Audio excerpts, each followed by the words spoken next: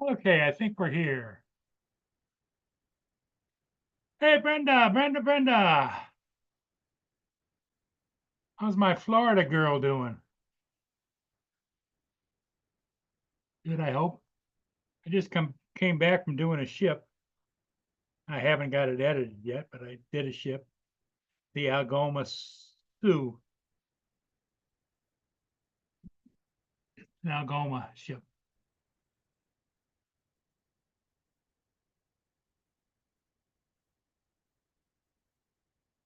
So how many people you think we're going to have this evening? I don't know. We have three people on online right now. That's not good, but hey, it's early.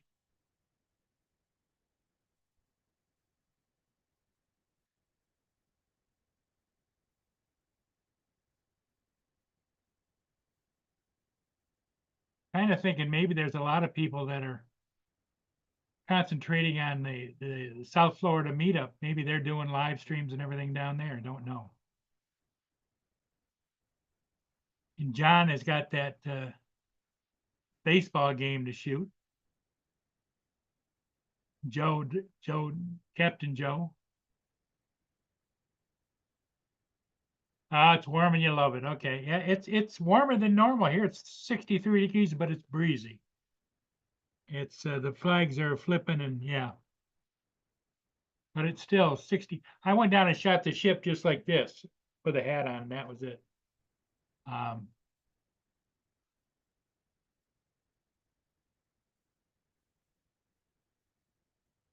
Boone, what are you doing?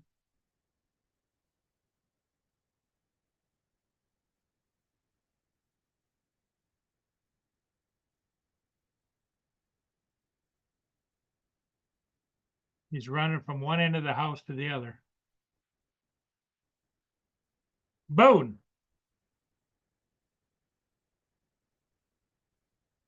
I don't know, Brenda. Maybe I made a mistake. I don't think so because he is good company for me, especially in the evenings. But he's got this wild streak. He does. Right, Boone? Yes, you do. You're a wild guy. You're a wild child, aren't you? Calm down. Calm down. Slow it down. Slow it down.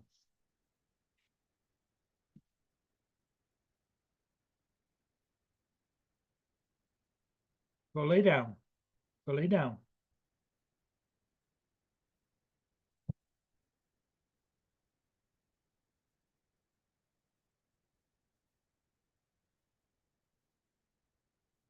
What did you do?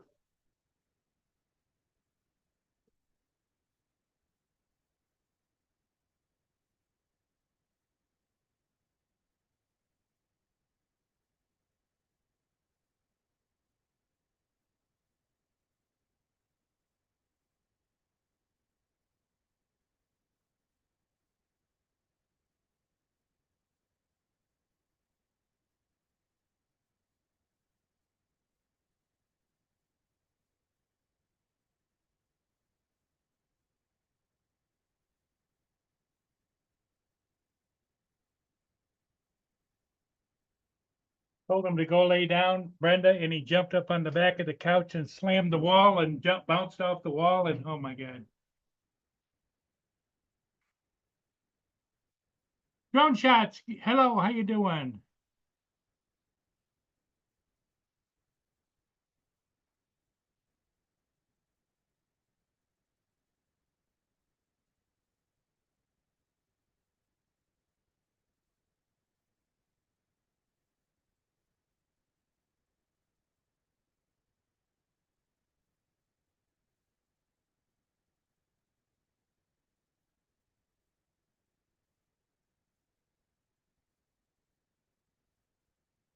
Brenda, drone shots and I and somebody else. There's other people that are watching, but that's fine.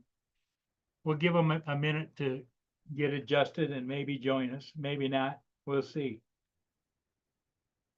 I don't know whether Dominic's going to be coming in or um, Mark.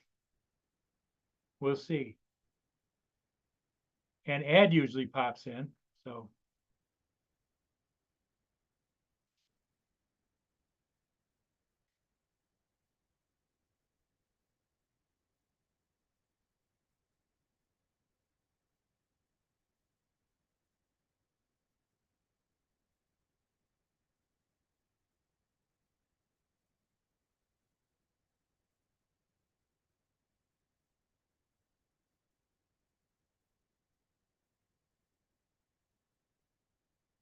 Didn't get a notification. That's weird.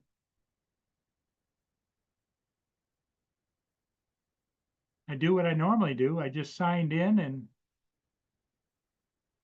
posted up in the top.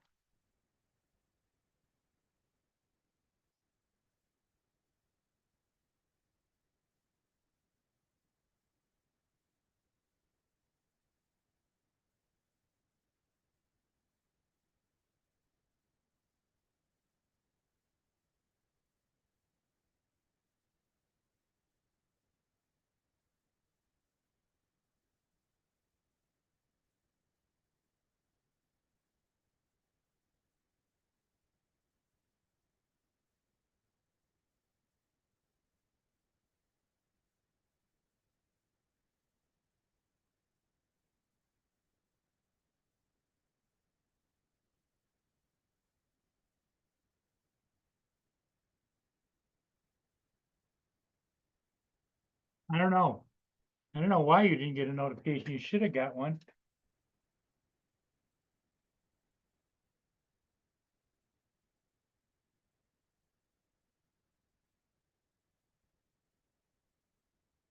But it is what it is. Brenda, did you get a notification that I was live?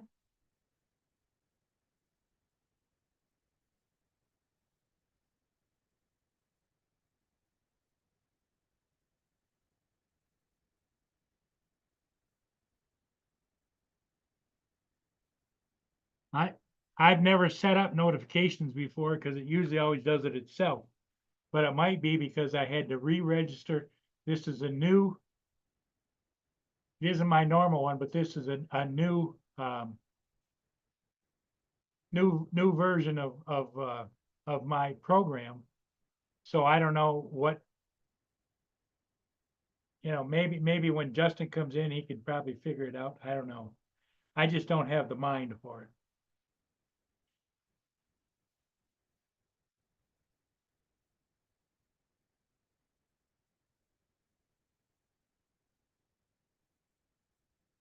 Brenda, you personally have your notifications turned off. Is that what you're saying?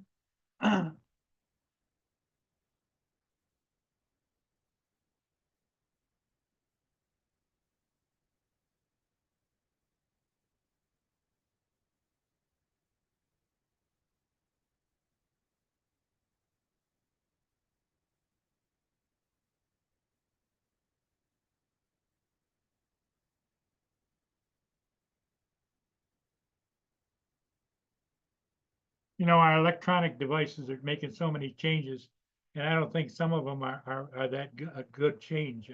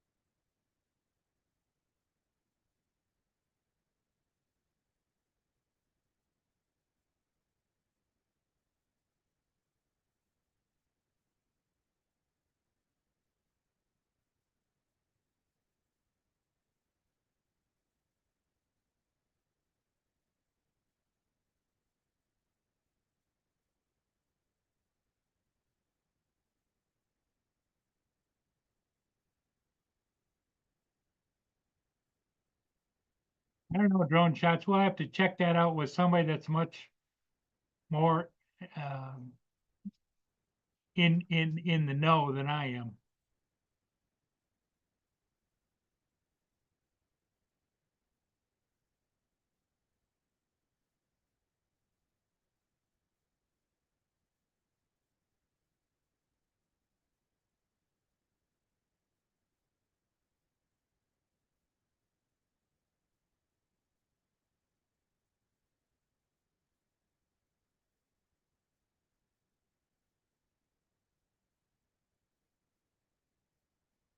Careful, careful. We'll be hitting your head and stuff, okay?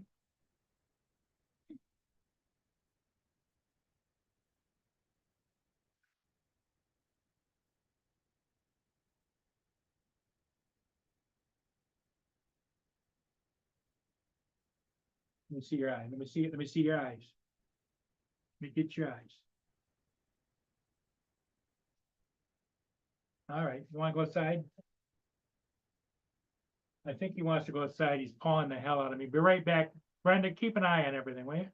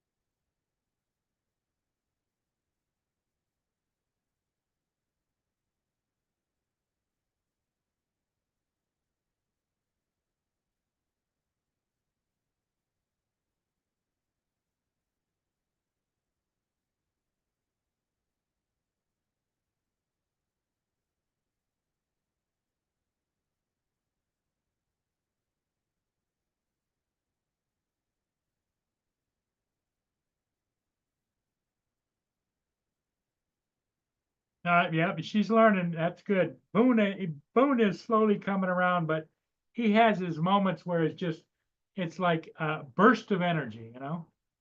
Kind of like, what is that kid show, comic show where they're just like, "Choo," and they just jump around and go crazy.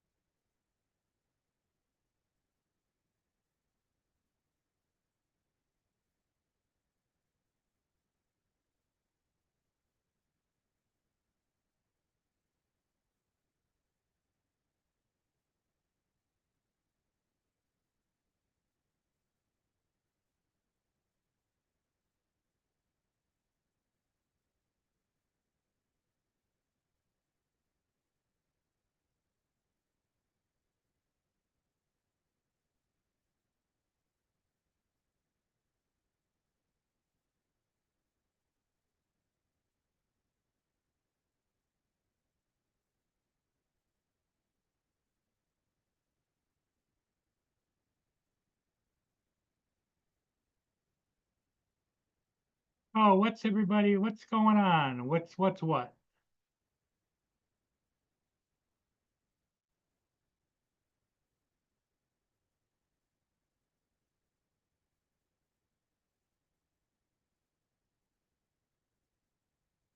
Yeah,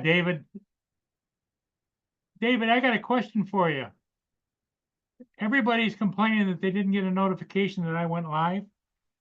Is there something that I should be doing in order to do that, or because all before it used to do it automatically? I don't know.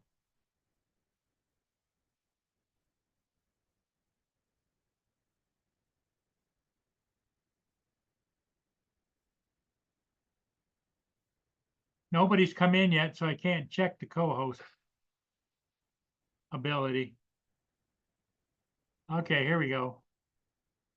Yep, I can make Dominic co-host. There you go. Hey, that's good. We've achieved something at least. Yes.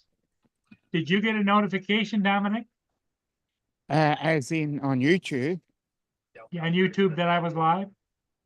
No, I didn't see it. I just thought I waited for a few minutes and then went, oh, okay. I haven't seen any notification. I'll just check to see if you are live, and I saw that and then joined. So, Justin but says sometimes that, it no, happens that's like not that. YouTube. Nothing you can do. Yeah. Okay.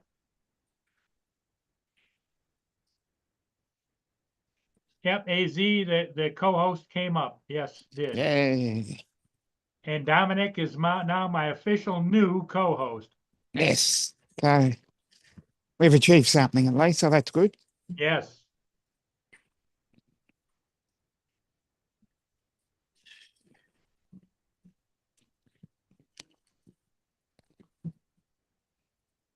Here comes Justin. I'm going to make him a co-host. You're number 2. Yay. Another Okay, co-host. Co-host. so Oh, the notifications don't have nothing to do with Zoom. That's YouTube, and there's Yeah, nothing it's you can YouTube. turn on or anything. It's just YouTube either sends them out or they don't. Some people they'll send them out, but for some people just receive them. Like they'll end up getting them an hour or two after you go live. okay. So in other words, there's no way of telling. No, because that don't have nothing to do with Zoom. That has to do with Yeah, it's YouTube. Drone Chat says Justin fixed the notifications.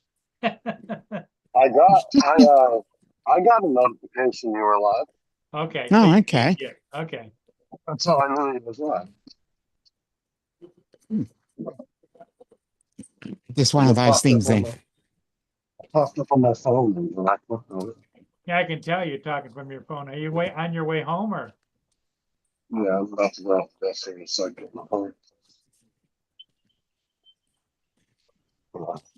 Mute myself from here. Brenda says it's beautiful weather down there, is it? Oh, we've lost him. No, because I hate the heat in the top. Oh, I'm on the phone. Yeah, AZ. I'll see you tomorrow. Thank you again, AZ, for all the help You too. you and Justin and Captain Joe gave me. See, everything seems to be working okay.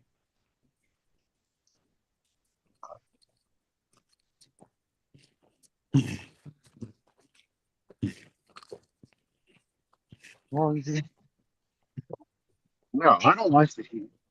I hate the weather. Hot Rod says it's windy in Daytona. Oh, okay.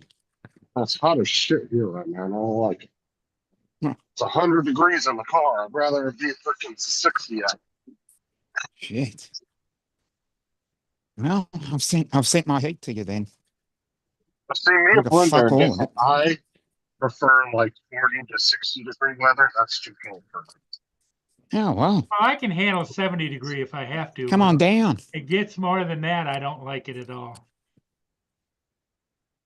When I was in Kansas City for a couple of years, It gets more. when I was in Kansas City for a couple of years, boy, it got hot out there. Yeah, I don't like the Humidity. I don't like when it gets in the 80s. Anything past the 80s, and I hate it. Mm.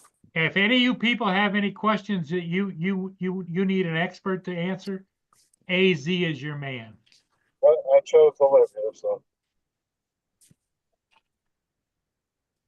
I chose to live here, so I got to deal with it. What, you got to deliver nachos? What? What?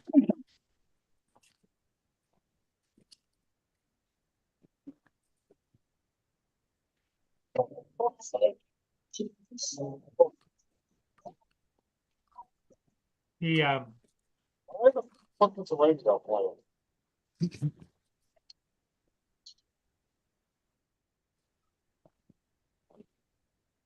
Baseball, I think, starts here in Detroit for the Detroit Tigers tomorrow. Oh, okay. Let's go.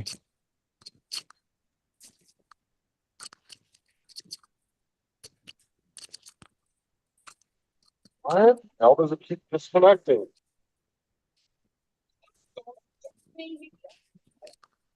Oh, Don't get impatient like I am, because you know how impatient I am. Joe is shooting, I think, a baseball game. Yeah. Girls baseball, I think. Mm-hmm.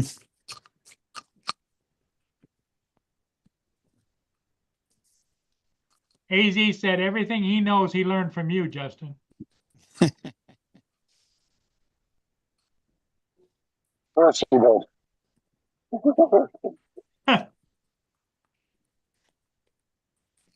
So where are you at now, Dominic? My usual spot at Melbourne Central.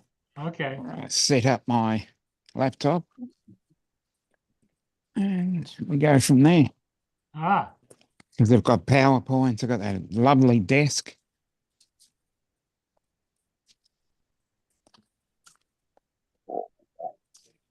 Charge everything up. Thinking Zoom was in the battle Hot Rod said it's windy of down where he is. No, okay. That's not good. Rod says it's windy in Daytona. Okay. Girls softball, yep, okay.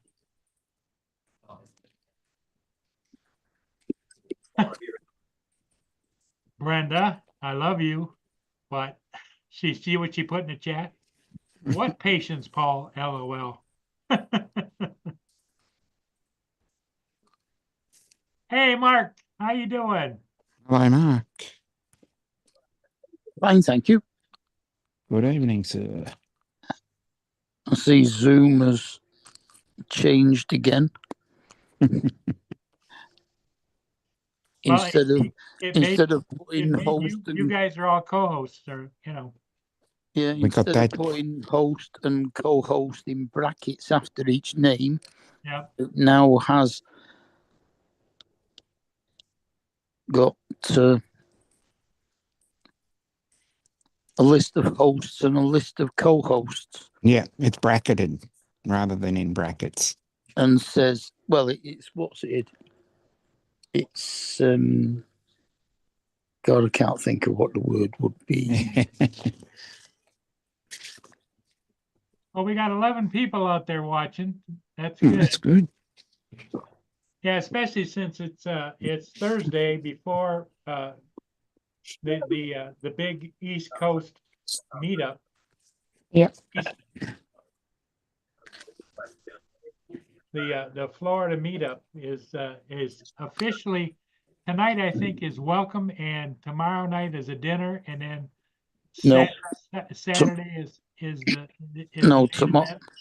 tomorrow's the meet and greet. Okay. It sticks. Tomorrow's the circle jerk. Saturday's flying, Sunday's flying. What? Johnny was on this morning. Yeah. From down there in flying. Yeah, a few people have been on. Johnny, Brad, Jeremy was on live as well for a bit. some drone guy. Rodney Bell did a couple of short lives. Yeah, and he put out a couple of shorts. Sean. Yep. Is TJ working, or is he on his way down there? I think he finishes work and then goes there. Okay. I don't know, but I think he goes up rather than down. Yeah, over. Yeah. Yeah.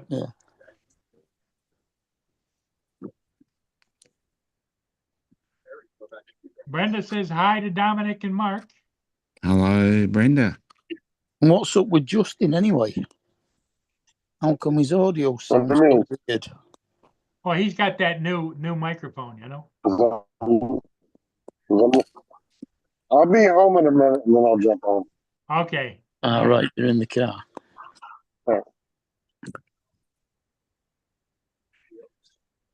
San Antonio practice area was completely remodeled and renovated. There it is, right in the center of the street. Hot Rod says that TJ only lives about an hour away from the Yeah. event, so he can come and go as he pleases. Fox's coverage of the PGA Tour and Sky Sports.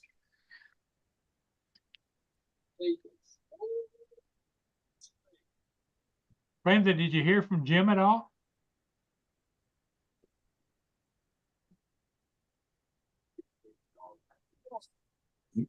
Get me telly down.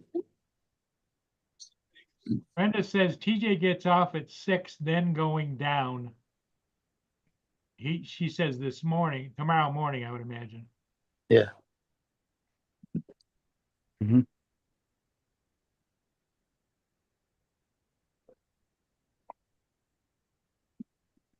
And the golf's in Texas, Oh, okay. and the weather looks pretty good. Although they were showing the American women's amateur as well. That's all right. The amateur, national amateur, which I think is a couple of rounds somewhere, and then the last round is played at Augusta, Oh, okay. and then we've got the Masters next week.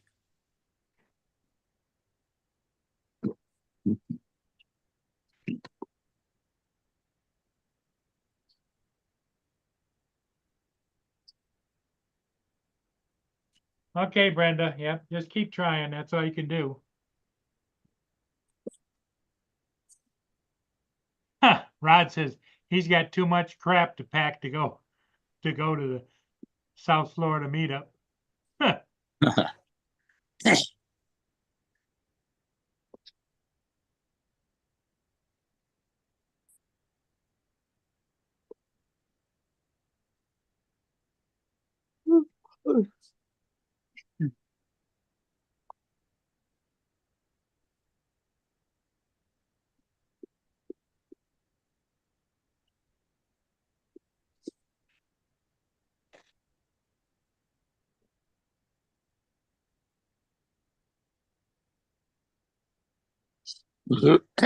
Was there anything interesting on Coast to Coast last night? I don't know. I I- didn't go watch. Did you, I Dominic? didn't get around. No, I didn't get around to it. No, I went to bed early. I was shattered.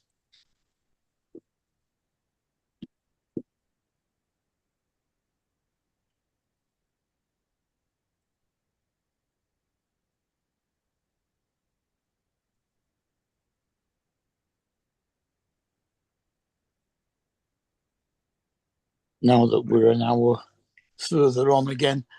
Yeah. We lose our daylight saving Saturday night halfway through the meetup. Halfway through Bill's 9.5 hour stream. Right, yeah.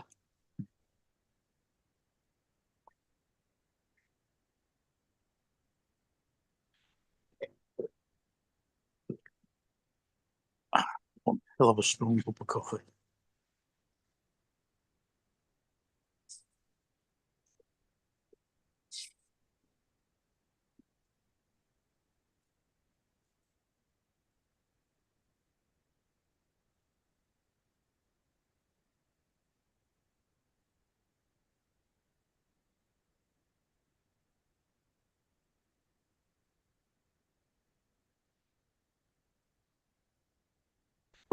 I've got one of these Libra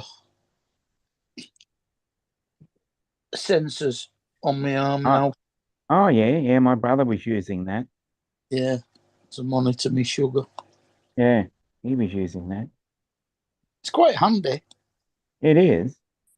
Of course, it makes you, when you look at the graph of how your sugar's been during the day, you think, Oh shit!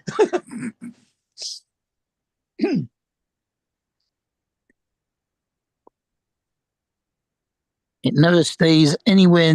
Well, it stays close to where it's supposed to be now. Hmm. But yesterday it was all over the place. Hmm.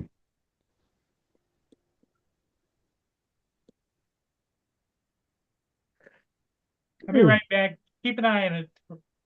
Yeah, we will. There's looks like a painter's thing out in the middle of my backyard. I don't know what that's all about. Right. I've had it down as far as 3.5 Mm-hmm. and up as far as 16.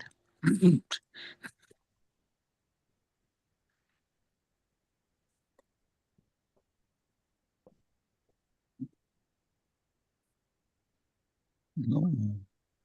What is it now?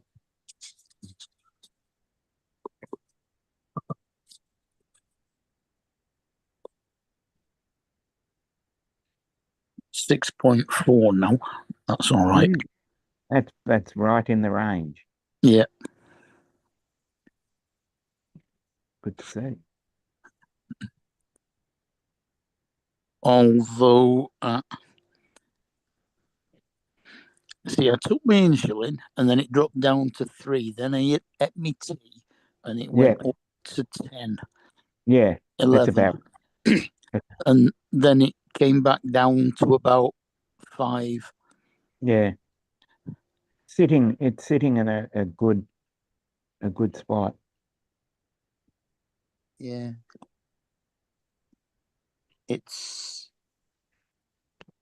What's its average? Its average is 7.5. Mm. A little. Over the last 24 hours. Mm. A little bit high, but not too bad. Well, yeah, it's still acceptable because it's between Yeah. 6 and 8. It's still acceptable, just higher than acceptable. Yeah. Well, they reckon between 5 and 8.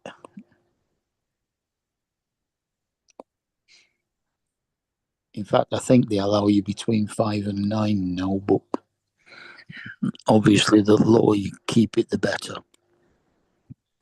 I'm quite happy with it at about 6.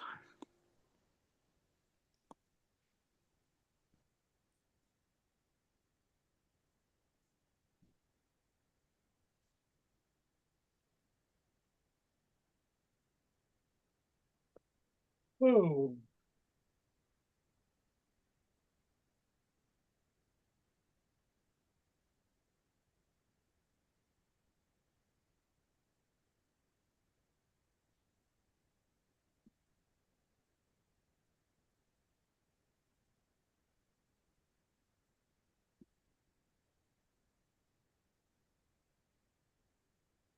Phone stop. Pull it down. Pull it down.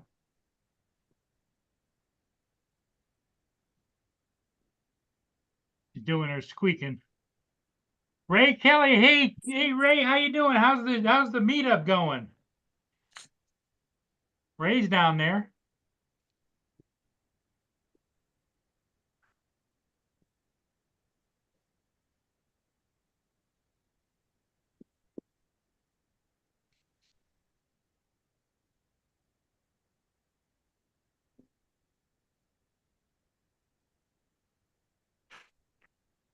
Yep, Jody's in the chat.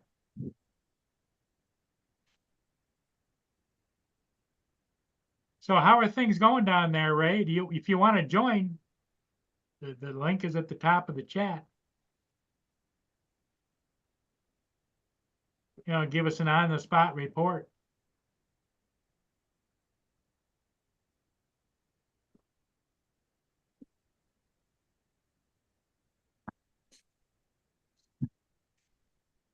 Okay, so it's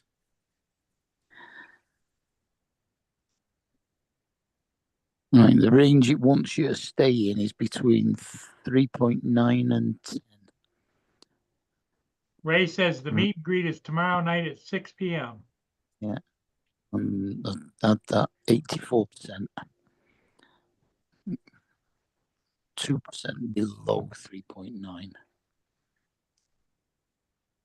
11% between 10 and Well, Ray, I hope you have a good turnout 3. and everybody. Ray, do you have a number of how many people are planning to turn out to the event? Gives you a lot of readings. Mm.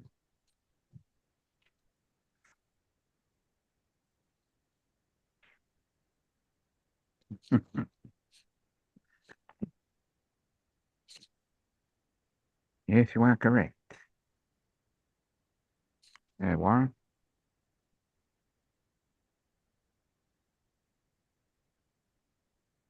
Yeah, it's gonna be at Sticks, right, Ray?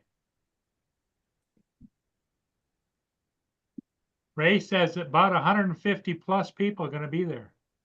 Good for you guys. I know a lot of people look forward to that every year.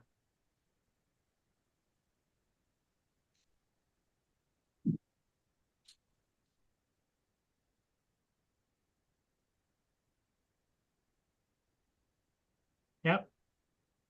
AZ is there. The AZ is at home. I don't think he's planning on going, but yeah.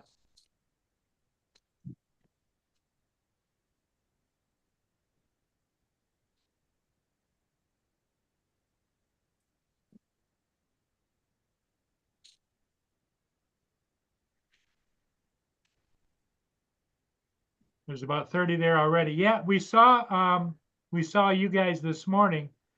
I don't know who shot it, but it was a panorama of like Johnny Drone Flyer, you and several other people.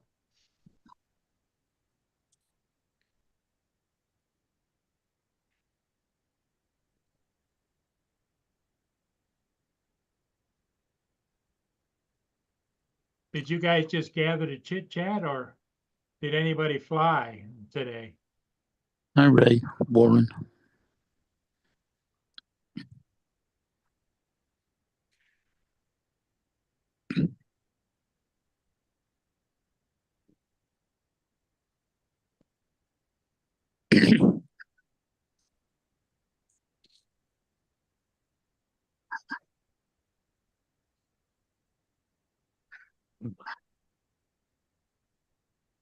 Well, I'm hoping that you guys have a really good time down there this weekend. What is the weather supposed to be? Stay good, Ray, or is it going to be windy or not so much? Or Okay. It's supposed to be in the high 70s. Ray said it was windy, but most everybody flew today. Yeah, high 70s to mid 80s it's going to be. Oh, okay. Sounds great.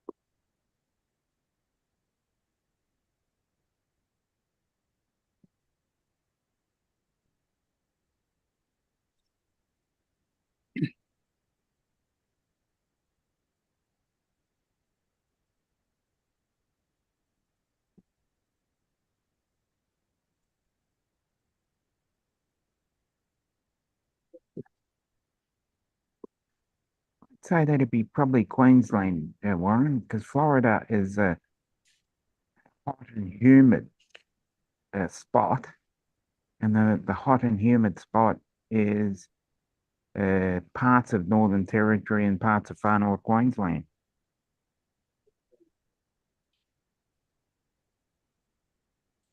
Yeah, Here it's comes hot. Hot Rod. Well, Yeah, hello. we get humid. We don't get hot very often. What time are you leaving to go down, Rod? Gosh. Not quite sure yet. You're gonna go down early, or you're gonna go down in the afternoon, or Afternoon. It'll be afternoon for sure. okay.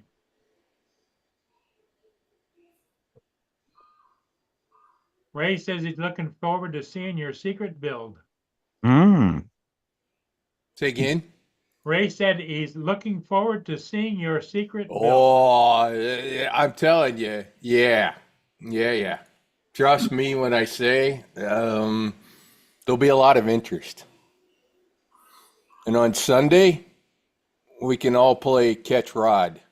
I don't think you will. Let's put Is it that that your way. secret build that you were talking about? You put the Uh-huh. really heavy duty motors in? Yeah.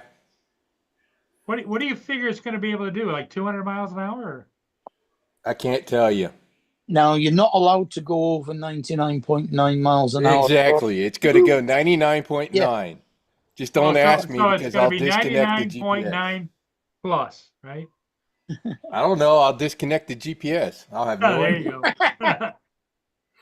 I can complain. I can feign ignorance.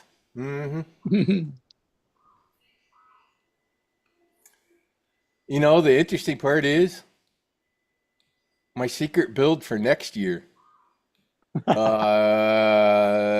is in process at the moment, actually. Oh, wow. Utter pure luck. One of the vendors, I've kind of become friends with him out in Arizona. And he got the rights to a frame that, I'll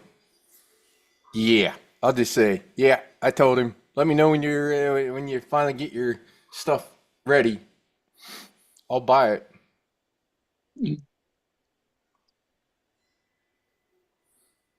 That one will be super duper interesting too.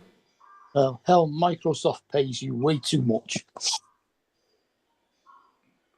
I've only been doing it 30 years. I would hope so. Yeah. No, the frames, honestly, the frames are 120, give or take a little, depending on the frame. So it's not bad. It's all the other the most expensive thing in those things is the 04 air unit. That I have spent a lot of money on. I got 6 in the box still, and I got 4 or 5 installed. Uh-huh. So I got my letter from my pension today to say how much the rate of inflation has increased my pension by all of 1.7%. yeah. Well, at least they didn't tell you they were cutting it by 2%. Oh, they can't cut it. That is Hey, one good thing Hey, about it. Rod, you're talking about frames. Do you see a movement to making lighter, heavier frames, lighter frames that are more or less not be destructive or Funny you asked that question. That has a little bit to do with my build for next year. okay, No, it's not going So to. to answer that question, yes, okay. So your there are- frame, There is a Frame- movement in that area. there are a few builders that are highly focused on lightweight. so the frame's going to be made out of Kevlar. But You know what the real answer is? Just fly a lot, then you won't crash, and it yeah, won't matter. stay in the air, right? They stay there. There you go. Problem solved. Hey, Justin, can you hear us? Yeah. Well, we used to use balsa wood and tissue paper. Yeah. And it worked great. Some of the original airplanes. Yeah. I mean, come on. The top It with was the camel freaking look. British. It was the British that had that wooden plane Yeah, the top with camel. for World War II. Yeah, the biplane. Well, no, the No, the gliders. The gliders too. That was World War yeah. One. They didn't use biplanes in World War II, did they? Early, very early. very early. In fact, the Bismarck was sunk by a biplane. Oh, wow. Yeah, the holy shit. Yeah, What the 'cause the hell, what the P-50 hell were those, Mark, that flew off the carrier? Sopwith. I think it was the Sopwith Camel. Yeah, Mm. they were Yeah, they were biplanes that, and one torpedo got lucky and hit the rudder and stuck it. And Yeah, also the Swordfish. Oh, Yeah. yeah. I think it was a swordfish. Might have been the swordfish. They were flying off that one carrier, and one Yeah, torpedo because hit the the rudder. Swordfish was the torpedo carrier. No, go Yeah, ahead, Justin. They'll let you talk. I was gonna say the P-51 didn't come in till like 2 or 3 44. years in the war because it was a big game changer when it came Mm. in Yeah. because of the design and the speed of it. Oh, the P-51 ruled the skies when it was introduced, isn't it? Wasn't? Well, it was a game changer because the Japanese plane that they had was we didn't have Zero. nothing to really counter it, and then the P-51 was all of a sudden it was a Yeah, we had menace something to it. before the P-51, though, at least for the Pacific War, which was the F-6 Hellcat. The Hellcat outdid the Zero in every way. The Japanese had the Zero. The Americans had the Germans had the Messerschmitt Me-109 Mhm. and the Junkers Ju-88 and the Focke-Wulf. And the UK had the Hurricanes and the Spitfires and the Seafire, which was a seaplane version of the Spitfire. and then the And the Germans- Lancaster was your main bomber. Lancaster was the bomber, yeah. and then the Germans had the really first jet plane, but that was like right at the end of the war. And 262. Blenheim as well. A262. Yeah, What did you say, Dominic? What was Yeah. the? You had the ME-262, which was a fighter as well, but that didn't come in late in the war. And the Yeah, but problem is it only had like 15 minutes of flight time. Yeah. well, and another problem too is it would have not been as maneuverable back then, and it probably would have been too fast to even be too decisive against certain planes anyway, Hello, Ed. because it would have just been Hello, Ed. speeding by them so Oh. quickly, and Was they that didn't the have first rockets and shit back then. So Because the Yeah, but it wouldn't have been after fighters. It would have been after mean- bombers, and they're big targets. the Germans used jets in the V1 and V2 pilotless Mm. flying bombs. Yeah. Which were like the original drones, except they just aimed them in a direction. And all of that became NASA. When they ran Yeah. out of fuel, it fell to Earth. Yeah. Literally, all the scientists behind the V-bombs, Yeah. a good chunk Werner- of them ended up in the U.S. Okay, Yeah, rest of them Ray, end up go in have Germany. a good time, my friend. Good Werner afternoon, von everybody. Give them hell, Ray. Give them hell. Yeah. Von Braun was one of the ones that came over. Operation Paperclip. Yep. Yeah, you felt safe when you could hear the engine. It's when the engine stopped that you worried. Yeah. Yeah, I don't think it would have been too effective against fighters though, just because it would have been too fast. They didn't have missiles back then. It'd have been a lot faster than every other plane around it, which I think would have made it a lot harder to shoot at. Mm.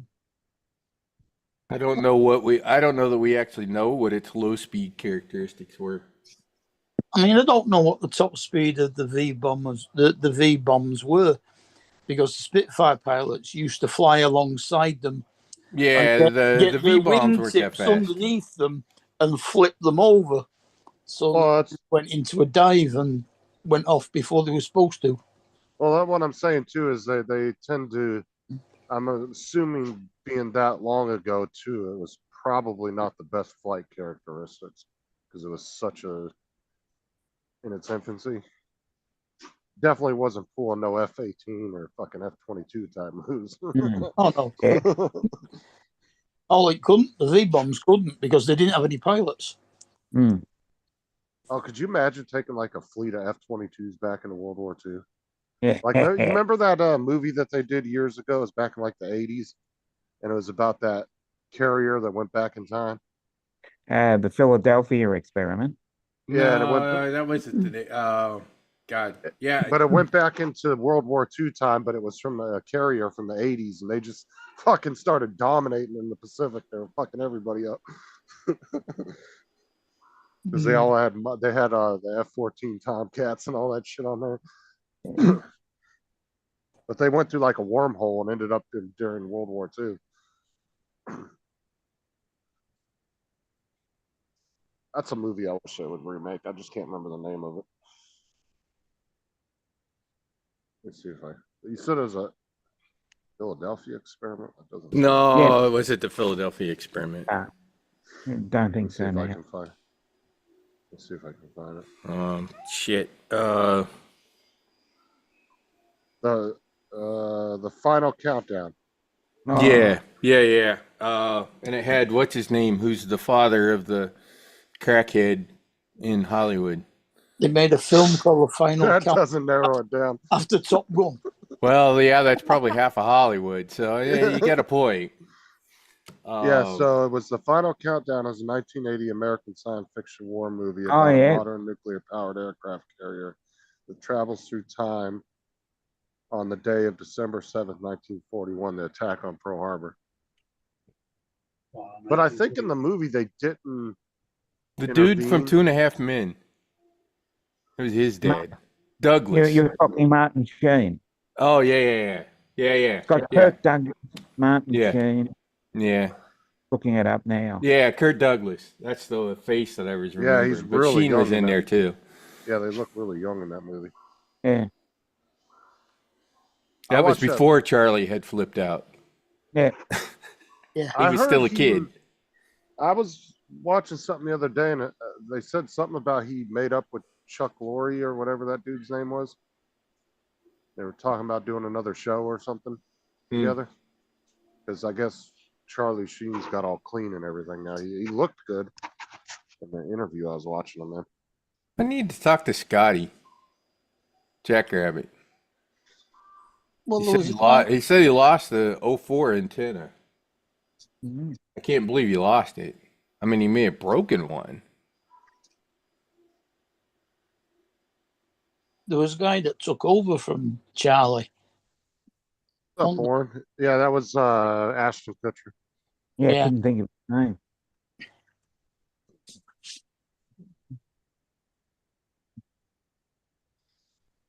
I didn't think the later episodes were that bad. I mean, some people gave them shit, but I thought they were okay.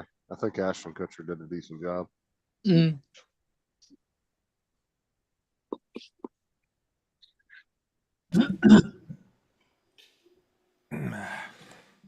I got to put a box together for Maddie. I got several things I'm giving him. What's up, Warren? Yeah, the final countdown. Yep.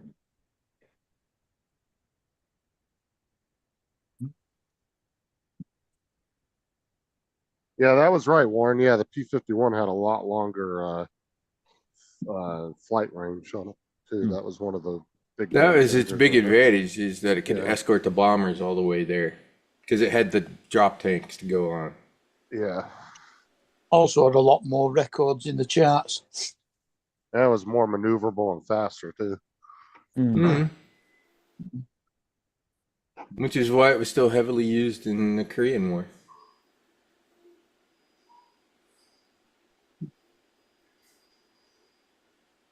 Honestly, I wouldn't be surprised if the Air Force don't still have a couple around for certain types of missions, because I know they have some small prop planes still.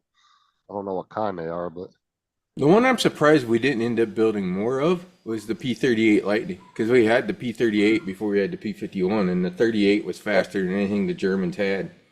Yeah. It was literally a better plane than anything the Germans had.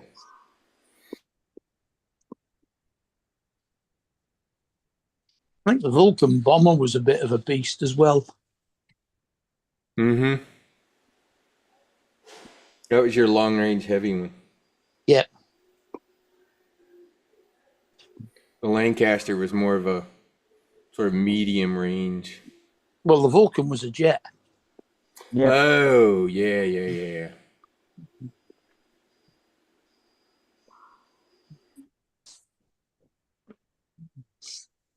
Justin knows everything. He can ask Copilot. I don't really use Copilot. Okay, Justin's a dumbass. He doesn't know anything. And He's also young. He can't remember it either. which is terrible at his age to have that problem already.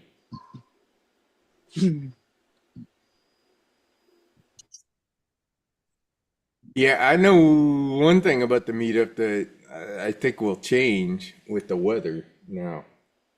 I don't know if there'll be quite so many Neos up flying around. It's going to be pretty windy.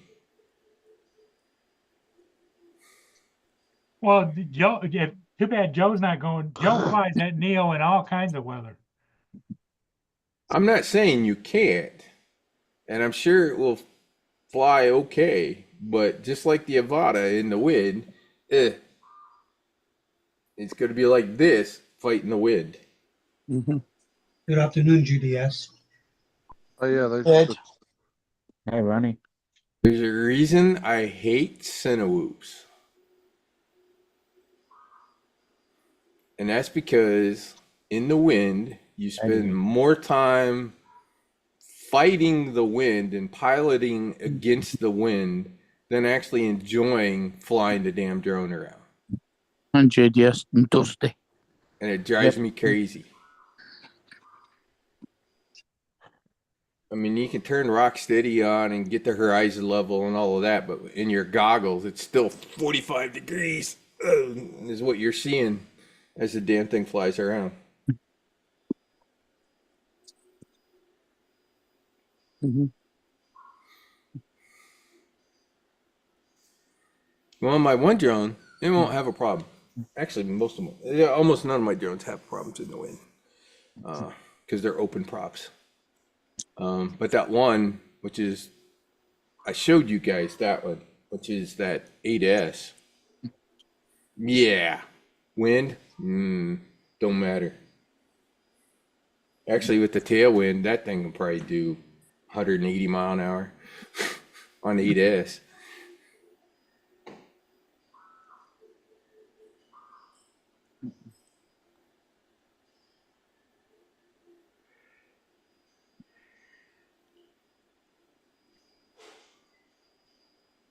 It looks like their two oldest planes they still have is the KC-135 and Which they're upgrading.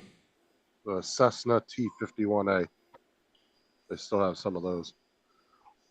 Scout plane. Mm. Yeah, spotter. Yep.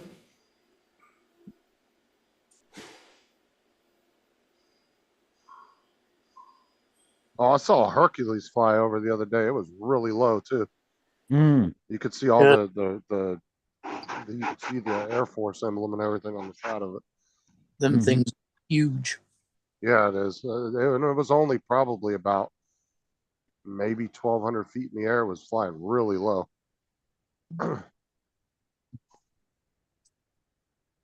And you don't see military planes in my area too often, so that was kind of weird. I'm not It's so kind of sure, but random. they're bigger than your C-21. I don't know. Those things are a beast though for lifting weight. Mm. There's That's the one I C-17 Starlifter as well. because I think they can put 2 Abrams tanks inside one of those. Those are 70 tons each.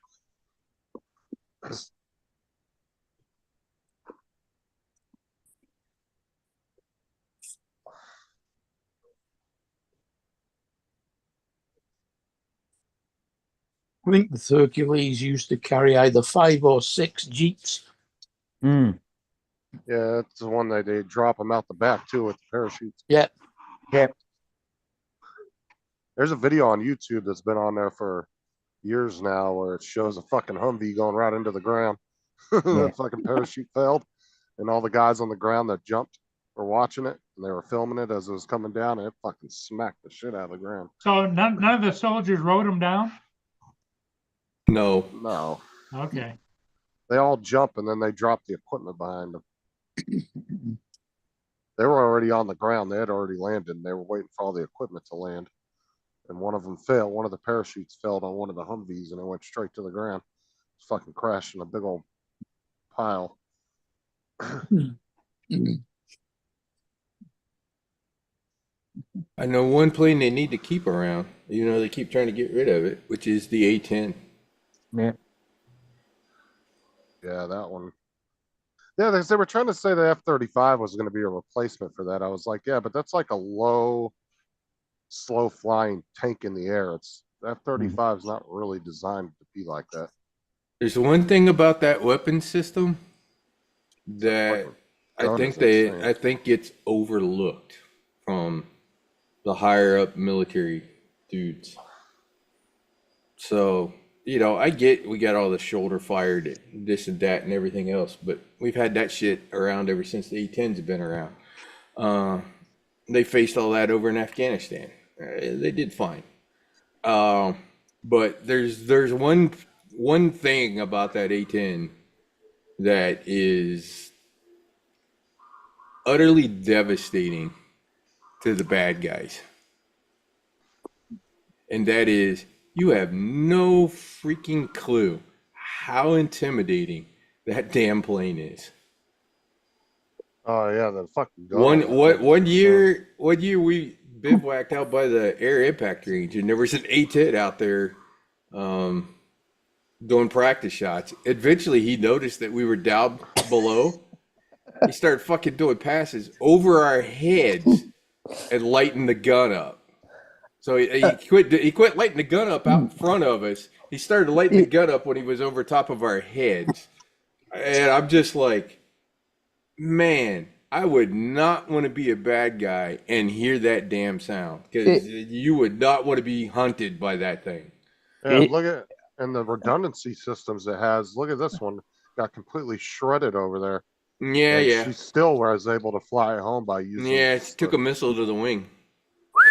And was still able Wow. to fly home because it's got like 4 or 5 redundancy systems for every flight. Well, you're lucky it does have a redundancy. And then They knew it was going to take hits. I mean, the entire pilot cockpit is made out of titanium. they call it titanium bathtub they sit in. The funny story about that one was how we got the titanium from the Soviet Union to make it. The CIA set up some backdoor companies.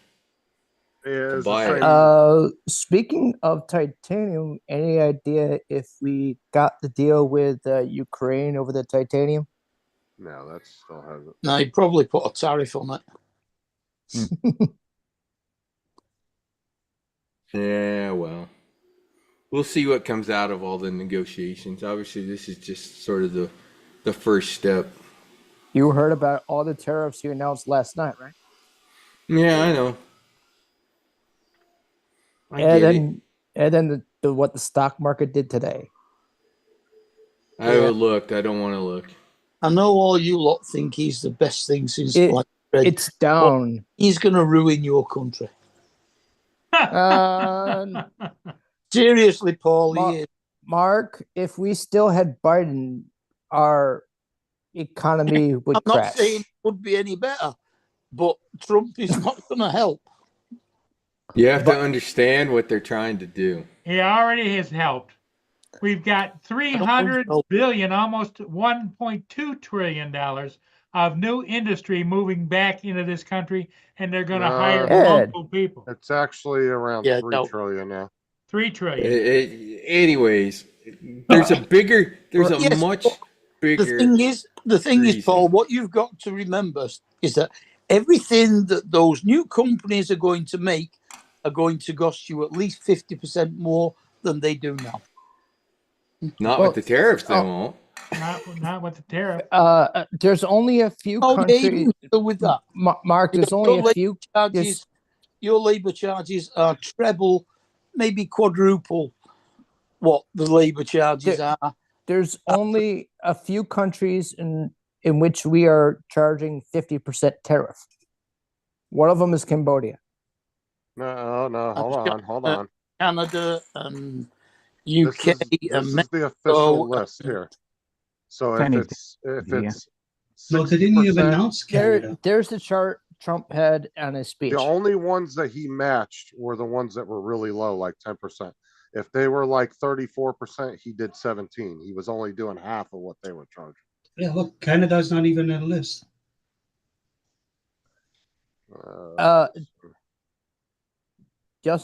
Justin, take a quick look. Is UK on the list? UK or Yeah, Ireland? it's 10% for 10% for UK. Okay.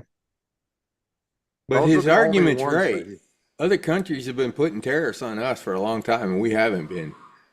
So Well- he's not wrong about that. The playing field has Well- not been even. And technically, like Canada had over a 200% tariff on our dairy products coming in there. Which So- in reality actually costs Ed more to buy a gallon of milk if it's coming from the US. Now, Well, if you stop putting so many additives and substances that shouldn't be in them, people would buy them. Uh-huh. Oh, they're actually getting rid of a lot of that stuff because You tell them, Mark. Mark, Oh, you Robert tell them. Kennedy wants to get rid of all the food dyes and stuff. And that's, Oh, there's so much crap. that anyways, we don't let me. we've been spending on programs we don't even know we're paying for. You So tell there's a them, Mark. reason this is all being done. There's a reason that Musk is there and doing what they're doing, and it's only been stated a couple of times, and the news media hasn't wanted to really pick up on it. But there's a end of the world crisis coming if we don't fix something right now, and that is the United States within a couple of years is about to go bankrupt. End of story. I heard this a long time ago when Paul Ryan took over way back when, as you know, over the House and all of that. They said once our national debt hit about $35 trillion, that at that point it was a death spiral and we would never come out of it. If they don't raise the debt ceiling, we will default. Give It won't matter It if they has raise the nothing- debt ceiling. We won't be able to pay it anyways. That's the Give her- point. It's Give her a the couple more interest months. A lot we're of people are paying. going to lose their jobs. The problem is the interest for our debt is reaching 25%, which is a dangerous number. Ed, is that a catfish? That is a catfish, sir. So You love caught them it? or Yeah. hate them really doesn't matter. The fact of the matter is, if somebody doesn't do something pretty damn drastic, we will default and go bankrupt. It's not an if. It is literally not an if. It's just when. And it's why the news media has it like, because they don't want to see they don't want to admit what's going on. Paul Murray, do you concur with Rod's on this? Assessment. well, yeah, Ron, something's got to be done, but Mark is not correct in a lot of his statements because England is on the verge of bankruptcy too. Here's the ironic part of it. Yeah, we spend way too much money on other people's problems. But here's Sounds the like ironic Australia. part, Paul. The- Here's literally the ironic part of this, and I've thought about this. You have to keep in mind, China is virtually bankrupt as well, because all of the state governments are so fucking far in debt that they can't pay their debt. Well- So what's really weird is, and I've kind of been waiting for the world to sort of get together and reset sort of currencies and debt and everything else, because you have to understand the Federal Reserve here in the U.S. and around the world, the whole reserve banking system was set up after the Great Depression, and honestly, it's all funny money. It's literally all funny It's not money. real. Yep. It's not real. Yeah, All of the all- country, literally all of the countries are in debt. All of them. Every last single stinking one of them is in debt up to their freaking eyeballs. When Greece does the did go- planet fall over? Greece, I- Greece I- did go bankrupt. I think Yep. one of the highest debt countries has got to be Russia. It depends on how you define that, because numbers are a funny They're thing. ruled- It And depends I don't on think- whether I you, don't Look think at the- Russia doesn't borrow from as other part of countries' GDP, banks. But look at- maybe. I don't But know. look at the value of the ruble. Yeah, but the the value of the ruble ruble is is, based on their economy, not on U.S. or not on world economy. Yeah. So, Well, anyways, I've been wondering when all the world banks are finally going to get together and just like, I don't know. I've been half expecting them all to get together and go, okay, we're going to forgive 30% of everybody's debt, right? Oh, Everybody right. gets to write 'Cause 30%. Every country gets to write 30% of their debt off. Because about End of story. it's about And 20 reset the currencies. 15, 20 years ago, the Russian ruble almost totally, absolutely collapsed. Almost. Yeah, well, Came this close. The German Deutschmark did when the war ended as well. Well, look, Japan's not in a better boat neither. Why do you think you go to a fucking vending machine if something So, costs 1,000 yen? so That's like going to- anyways, they're ripping the government apart, trying to save money so that we can not default and try to get the budget back under control. Well, Yeah, we're because we paying- don't have a revenue problem. We have a We spending we problem. don't have another 10 years to dick around with this. We'll be Well, lucky if we we're- have 3 or 4 Justin's right, years. Justin's right though, Rod. We don't have a income problem. We have a spending by our. Oh yeah, government. yeah, yeah. Yeah. Oh come on, Paul. That's We- a human problem. It's not a government problem. That's just a human. You know, we- Doge has found millions of dollars that were Billions. siphoned off by these Billions. organizations that have nothing to do with you and I. Oh, I know. What about the few million in DI averaging- Belarus? He's averaging $4 billion in savings per day, is what Bill Right. is averaging. Right now. We were spending money on alpaca farming in South Yeah. America. Why not? Yeah, it's a I good mean, why are we spending? Why is the U.S. spending Well, that and many million on alpaca and, farming in and South you America? know the billions of dollars they're spending on alpaca. If you really go in and look at it, it went into the pockets of several other people here in the Yeah, United because I haven't seen no alpaca meat in my fucking grocery store. Yeah. You won't do alpacas of bread for the wool, not for the. The Fucking alpaca Justin. barbecue. No, they're bread. Alpacas are They're bred still- for wool, not for meat.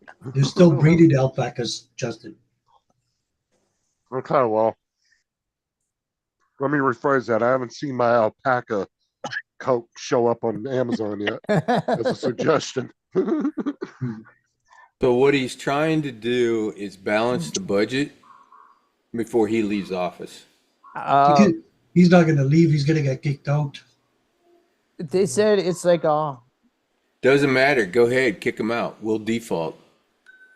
And then By- then they can all yell and scream and go, whose fault was it? They wouldn't be able to kick him out anyway because we have the House and the Senate. They would have to have a majority vote. To get no, that somebody he has impeached. until his according to law, he only could be there until July of 26. Because he's a special government employee. Oh, that's He it. can- that could be extended. You're talking about. I'm not talking about Elon. I'm talking about Trump. Oh, Elon, Elon. Elon can be extended. He chose to leave at that date because he's got his own shit to do.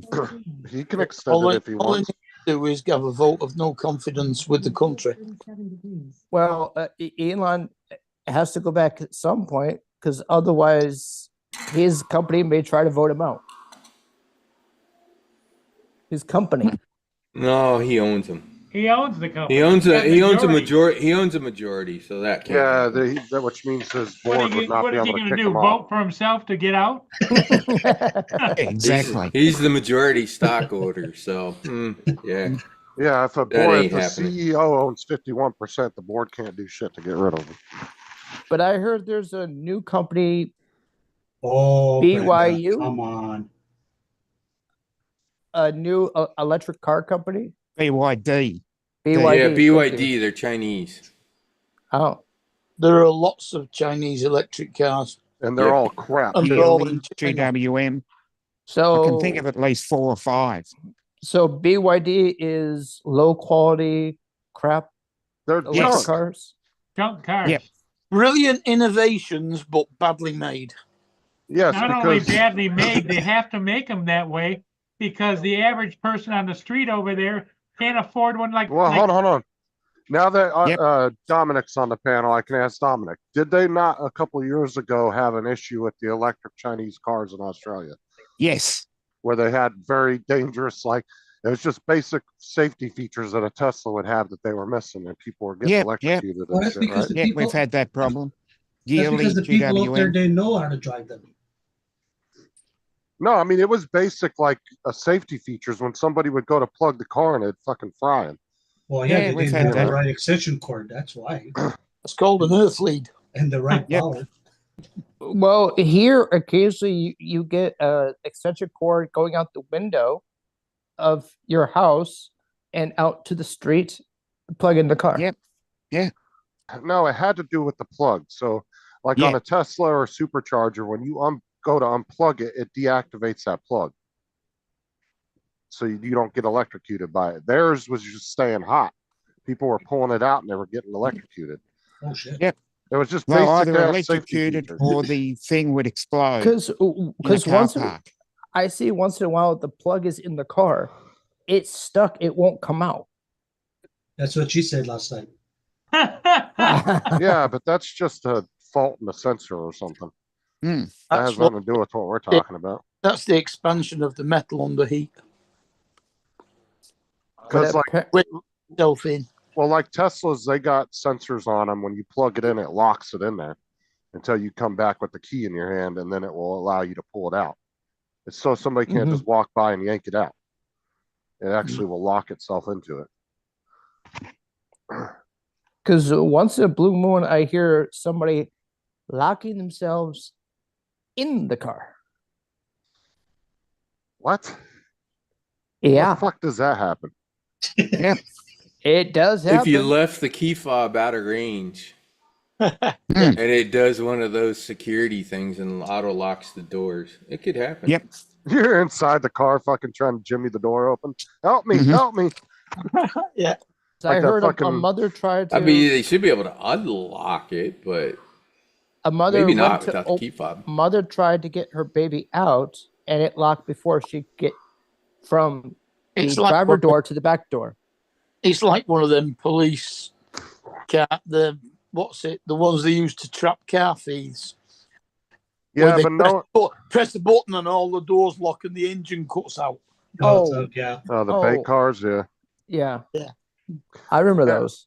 I could imagine though Tesla probably has some kind of thing where if you're in the car, you could probably punch a code or something and Because to there, the dash to unlock it. I mean, I'm sure that they've thought of that at some but point. now there's a switch on the door, and you can manually unlock the doors.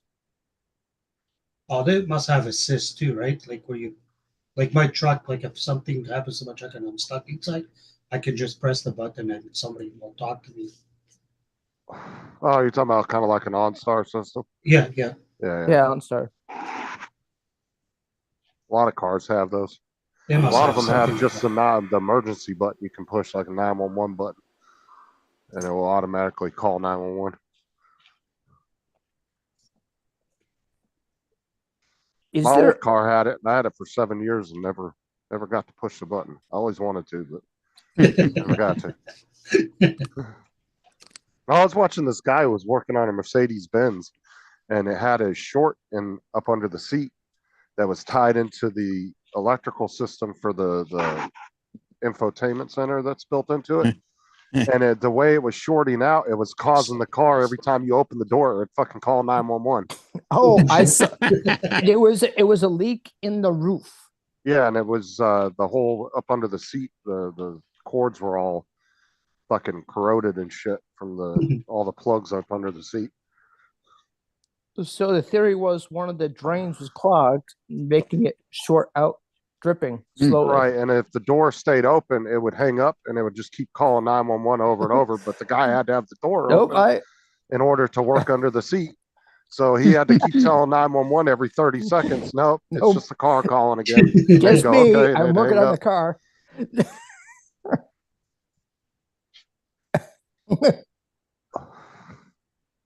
Wow. That is one of the craziest stories I've seen on a car. Can you imagine sitting in that car and it just dials 911 randomly? Oh, they should have a service override that stops it from doing that. You would think they would have, but Yeah. yeah, they didn't have anything. It was just something, some random ass plug up under the seat got water in it, and the wires got corroded and were causing a short.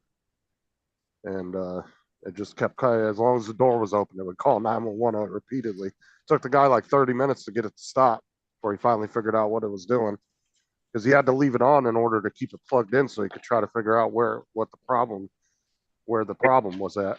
Because So, then he had to take the seats out in order to trace the leak. yeah, and it all started because the sunroof was leaking. You got water Hmm. in on the floorboard next to the passenger side seat. Yep. Because Anyways, I need to get going. I got shit to get done before. Lots of shit to get Yeah, done we'll see you before I there. head down tomorrow. Good luck with that. so how's Yeah, the that's how's the fine. new drone? Which new drone? The The latest top one. You, secret? The top secret one? Yeah, are you you can let us waiting know. on parts, or is the top secret? No, one it built? hovers. You can let us know. We won't tell anyone. Yeah. No, No, I've had it in the air. Okay. Yeah. I wasn't sure if it was put together or you were waiting on parts. No. I've had. No, I've been nobody put- here I've is been going building to the Florida Yeah, meetup. it's only so- between us here. Yeah, and the Rob panel, did. nobody else. And it cost me about 4 hours yesterday on that drone because of this little fucker again. This makes the fourth 04 MIPI cable, the camera cable, that has fucking broke. DJI fucking needs to have a excuse my language, needs to freaking have a class action lawsuit, and they didn't need to give everybody like $40 to replace What- all the cables. What if you change brands of camera cable? I've had to. I've gotten Runcam and Axis Flying. So those are working better than that one? Yeah. So I discovered when I was fixing it yesterday why they did what they did to the connector. So in the old ones, it looked like a triangle. So the wire came in right dead middle, right? So Yeah. essentially you took all the wires, pulled them together, strapped them in the center. It looked like a little triangle, but it was connected in the center, which means every wire was taking the same amount of pressure, right? With this setup, they're coming in from the end. So guess where all the pressure is? All the pressure is on these 5 or 6 pins at the start of this thing. And if there's any pull at all on this damn cable, it will freaking tear it. It's an utterly horrid design. Now, I the agree. question I've asked myself is, why in the world did they do that? And yesterday, when I was looking at it and taking it apart, I realized why they did it, and some engineer needs to be shot because they could have come up with a better way to do it. So, the camera board, right? It's square in the back of the camera on the 04. It's square. Yeah. The pins are at the top. Right dead center of that camera board is a heat sink. So what they ended up doing, imagine it's basically a square and a square, right? The little square being the heat sink right dead center of the board. So because they put that heat sink there, they needed to route that cable around the heat sink to come out the hole. They could have redesigned where the hell the hole was so they didn't have to do that. Or they could have took that little square in the middle that was the heat sink and just done 2 of them and left a gap, right? So that they still could have used the little triangle thing and ran the wire right between the two without having to redesign the stupid cable. Because they did what they did, now these cables are teetotal, utter freaking junk. Utter junk. You know, if you show us the drone, we'll all get a better picture of that thing. Right? I've actually shown you Rod- guys a picture Rod- of a good one and a broken one on here before. Rod, so- I'm trying, guys. I think that whole debacle is what the fuck. as good as everybody claims DJI to be, when I looked at it and then I realized Sorry, why Paul. they did what they did, I'm like, who in the hell was the project manager over this project that let an engineer do that kind of crap? Seriously. Yeah. The physics on the cable connector are utter garbage because of the way that they ran that into the connector. And it's even worse on the 04 Lite. Oh God. On the camera on the 04 Lite, that camera is actually the Neo camera. They straight up took the Neo camera, no modifications. But the pinout for the cable on the Neo is different than the 04. Oh Lord. So what they did was they put a little adapter that they can plug into the Neo camera and then plug the 04 cable into, right, to get the pins in the right order. The problem is the adapter that goes into the pins on the board, it rocks. Oh, it Yes, they doesn't did. stay.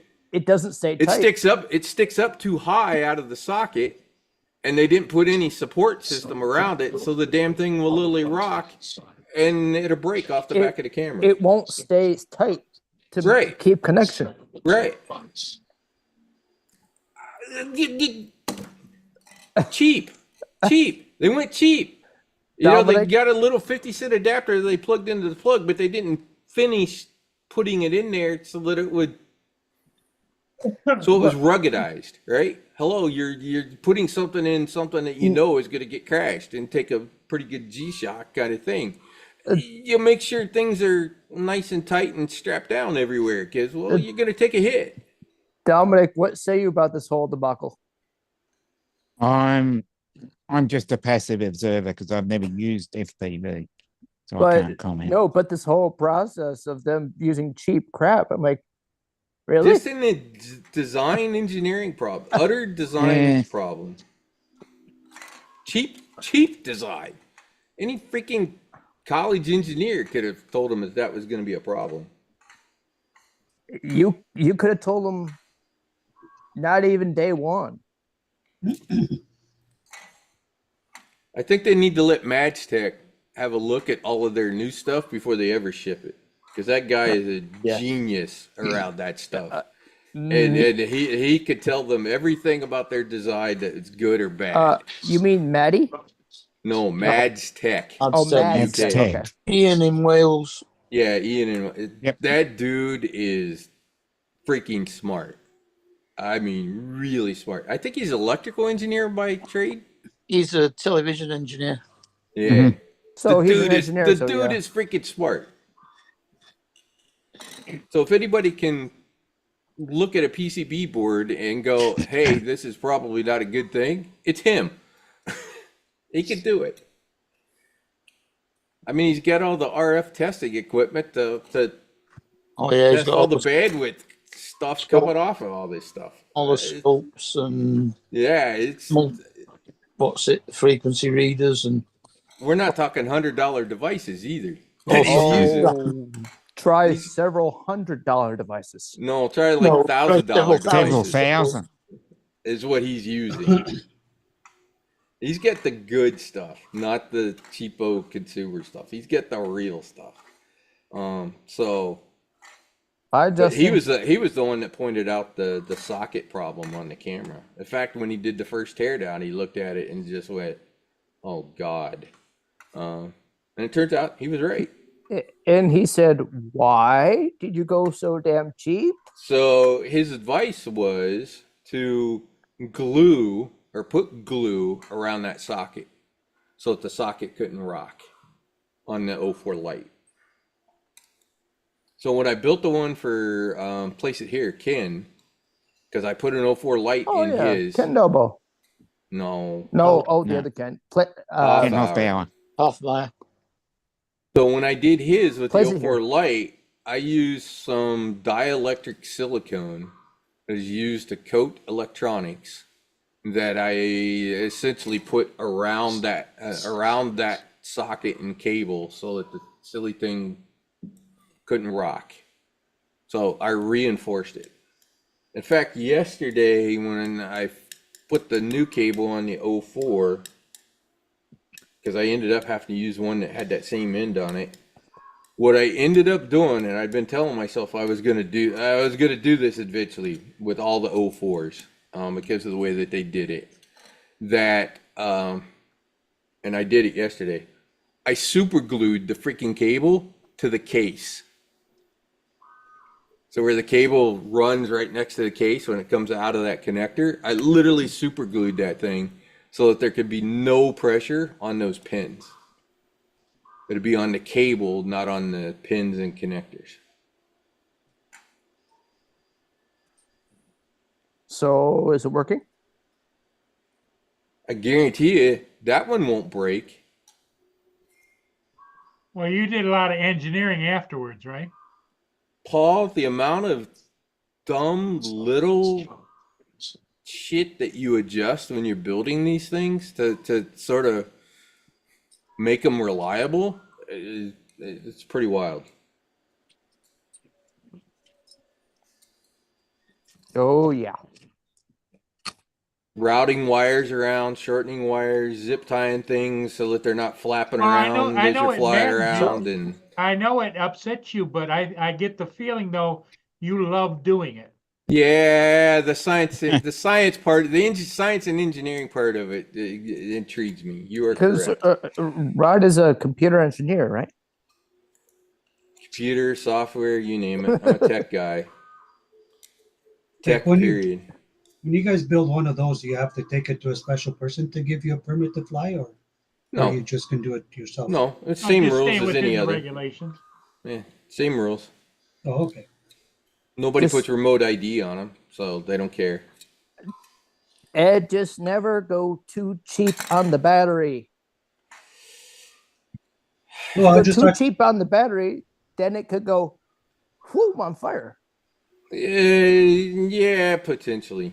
But to be honest, the weakest part in them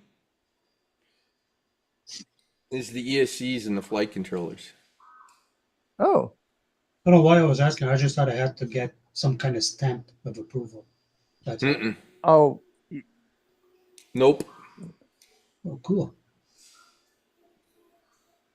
No FAA certification required. It's a so drone. are you going fishing there, Ed? No, Huh? Or is that not you behind you? that is me. Yeah. Anyways, Andrew, I say that because those boards have next to nothing for power management. Mm-hmm. Their idea of power management is like one MOSFET in the power line. You know what Really? DJI's idea of power management is? Like 20 in the power line. That's why their That's shit a just big does diff- not. That's why their shit just does not fry. This It literally does not fry. this much power versus this much power. Power management, yes. Yeah. That's why their devices work better, because everything is getting consistent power. Yeah. You know, when you got 4 ESCs and you're distributing the power to 4 ESCs with spinning the 4 props on the drone, and you for whatever reason you're getting different voltages going down different lines, that's not a great thing. Because then the flight No. controller has to try to trying to screw around and It's trying to compensate I had one or instance. just. I had one instance where the flight controller fried, and it took every board that was attached to that flight controller. The GPS and the receiver both fried with the board. Oh, wow. That's how little power management they have Damn. on those flight controllers and ESCs. And all that takes is a couple of diodes to stop that. Exactly. But they don't do it. They literally don't do it. There's literally absolutely minimalistic power management. Utterly minimalistic.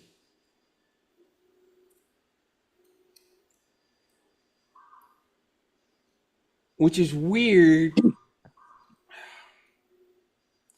because most of the stuff that's on there Yeah. is 50-cent chips between the diodes, the resistors, the even that STM32 main processor. That thing probably cost them like $4. Yeah. It's literally nothing. So it's purely their choice to not actually build something durable.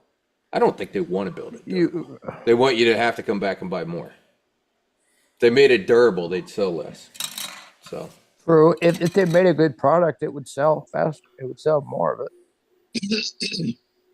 They you didn't know wanna that's go- why that's why the compressors on refrigerators, literally on all of them, won't last more than about 8 years right now across all brands. And it's utterly by design. Utterly by design.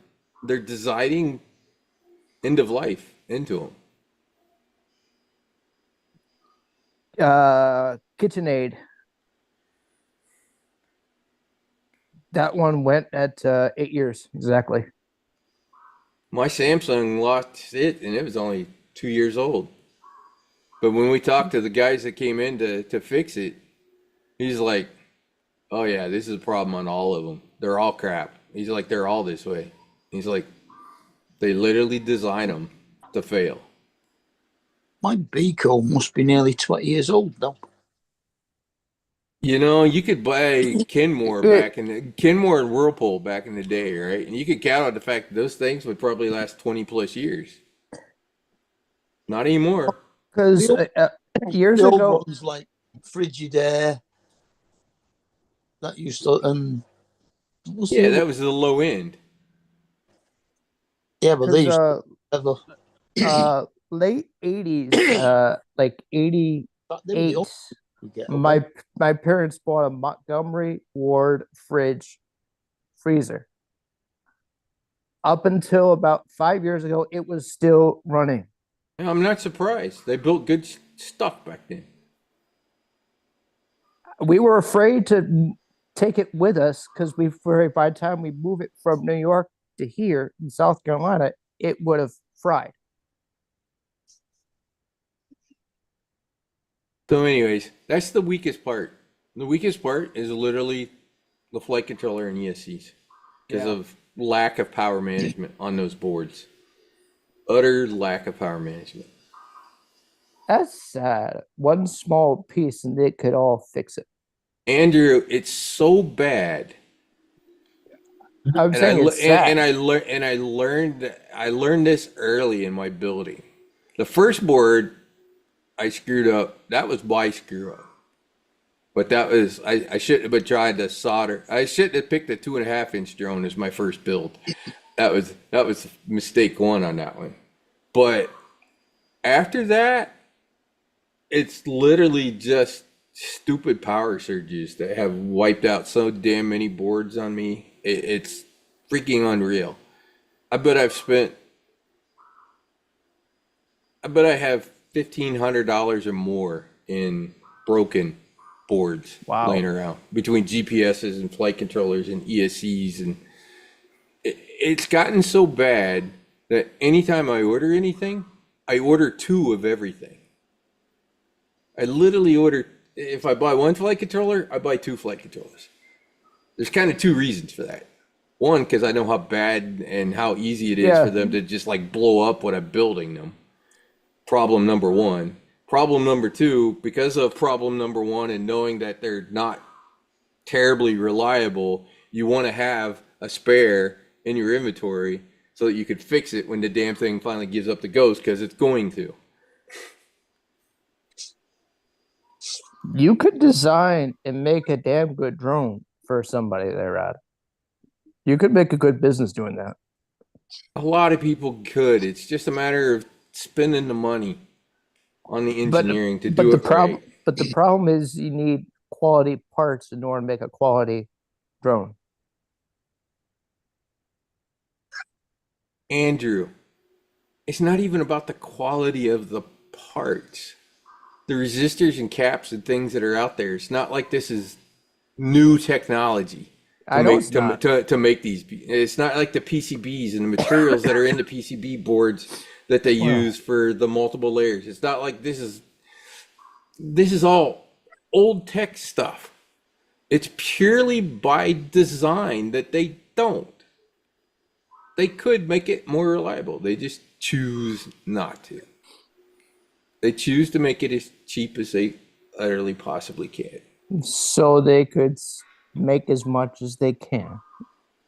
So that they Right. can sell you the second one because they know Yep. the first one's going to break. And the other piece, oh my God. Go look at the return policy of any of those guys.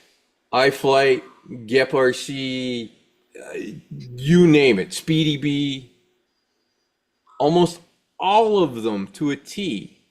If you look at their policies, they'll take it back under one condition. One. You want to guess what that condition is? That you've not soldered anything to it. Pretty much, you've not used it. You've not opened the box. Oh, If you've opened the box and you've soldered it, there is no warranty. Forget it. They're literally, I think iFlight is like 7 days, and even then, they're like, it's up to us as to whether we're gonna fix it. You're gonna send it to us, and we're gonna fix it and send it back to you if they decide. But you've only got like 7 days, so literally, there's no warranty. Oh, by the way, that 7 days starts from the day that you bought it, not from the day you Oh, installed it. jeez. Oh, wow. So if it takes It a starts week- from the date of the receipt. So if you don't start building it on the day of the receipt, your warranty is already ticking. so the day you order it is the day it starts. Received. Oh, received. Okay. When it's I was received. like that makes more sense. Yeah. When it's I received. was like, ooh. Yeah, no, if it no. takes a Not week when to you get, I was buy like, it. When you that's, receive when you receive it. The 7 days basically starts. And go read, like I said, go read all of them. They're all, I've read 3 or 4 of them, and I've looked at it and just shook my head and go, they might as well just out and out say, we don't have any warranty. End of story. Because they don't. Say- Effectively, they do not. They've put enough rules in there that forget it. It ain't happening. Too many damn rules. It's not worth it. So, anyways, so I buy 2 of everything. Well, makes sense. Now that all these tariffs are kicking in, I'm glad I have all these parts sitting in this box next to me because it's all going to get a hell of a lot more expensive here for a little while. There are organizers you can get from Amazon instead of one big box. I got some. I got 2 big boxes and lots of organizers to put in those 2 boxes. Because at some point you're going to be like, okay, where did I put this set of props or this board? No, all my props are in one big bag. So, just to give you an idea, Oh, you got one of those. ironically, oh, come on. I got too much crap in this one. I may have to redistribute something here. Oh, let's see. I put this down here. A little more room down here, which makes room for that to sit there a little better. Now I think I can. Anyways, I'll show you here in a second. Look at this. Anyways, I have these. Andrew, you made him do housekeeping. Yeah, Sorry. exactly. Anyways, I got these from Sam's Club. Ooh. I sell them in like packs of, Oh, now I I don't see know, it. 5 or I 6 see or it something now. like that. It's open. There's no trays or keep it- anything. It's they just a keep it big grouped open. It's just a inside. big open storage box. So I have from Walmart. I get the Hart 24-gallon storage thing. So inside of that, I can Oh, fit yeah. 6 of these. Hmm. I have more than 6. Handy. The other day I literally, because I knew I was taking literally everything down there to South Florida, I got a second of the 24-gallon tubs to make it easier for me to just shove the rest of them I got in there and the rest of the parts. So Easier when you have them all in one spot. yeah, exactly. And then just organize the damn drawers, right?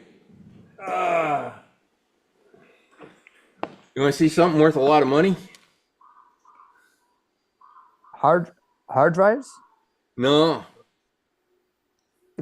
Every so 04 air units. Oh, okay. Your camera keeps making it blurry. Yeah, For some sorry. reason. 04 air units and 303 air units are in there too. Wow.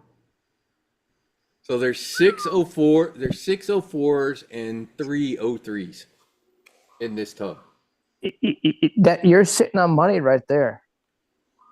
Well, they're 04 Pros at $200 a pop is $1,200, and the 03s were $180 a pop times 3. You're talking $1,700 sitting in this tub. Yeah. Parts. You could help TJ build one if he wants. But now those parts are going to be 20% more expensive. Actually, some parts are worse than that. So I've kind of become friends with one of the vendors. And currently, iFlight, the tariff on iFlight, anything iFlight is 100%. And it doesn't matter from what country it comes from. It's 100% tariff. Anything coming in, right? From iFlight, from any country. It doesn't matter what country it comes from. If it has iFlight on the box, it's 100% tariff right now. But if the box is already here, they're not going to tariff it. Correct. Because it already went through customs. Yeah. So iFlight got caught in the whole Ukraine war thing. Oh. And so that's how the tariff got put on them. Guess who else got dinged? DJI? T-Motor. Ooh. Because they found T-Motor motors on the Russian drones. Ooh. So we sanctioned T-Motor as well. So trying to get T-Motor parts of anything is going to be really damn difficult here real soon. So if you got anything, if anybody's got any inventory, I highly suggest buy it now because they're not getting more. And with the tariffs in general, it's gonna make everything drone, anything, camera drone, FPV drone, more expensive. Dominic, are there going to be tariffs on drone stuffs in Australia? I don't know. Don't know. Actually, we put like a 10% tariff on Australia. Yeah, you've got.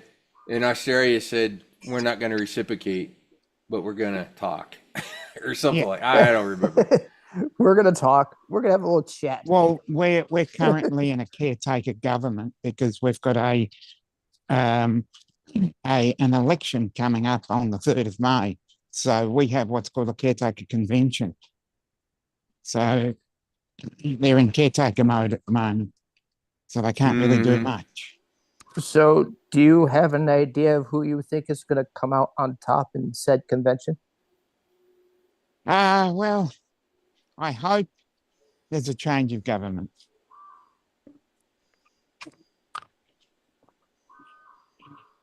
In my honest opinion. So you think the government you have now is not working well for the people? No.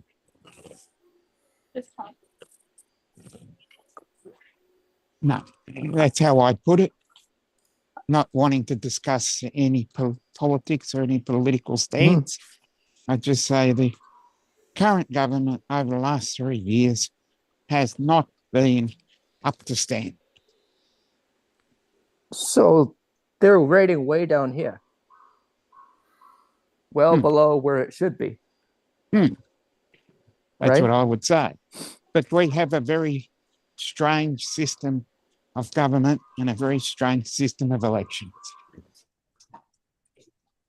At some point, they got to tweak something because otherwise, eventually, something is going to go kablooey. Yep.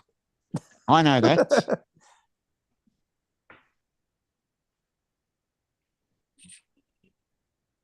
So, do we think eventually, as Justin was suggesting, the world economy is going to go boom? Bang.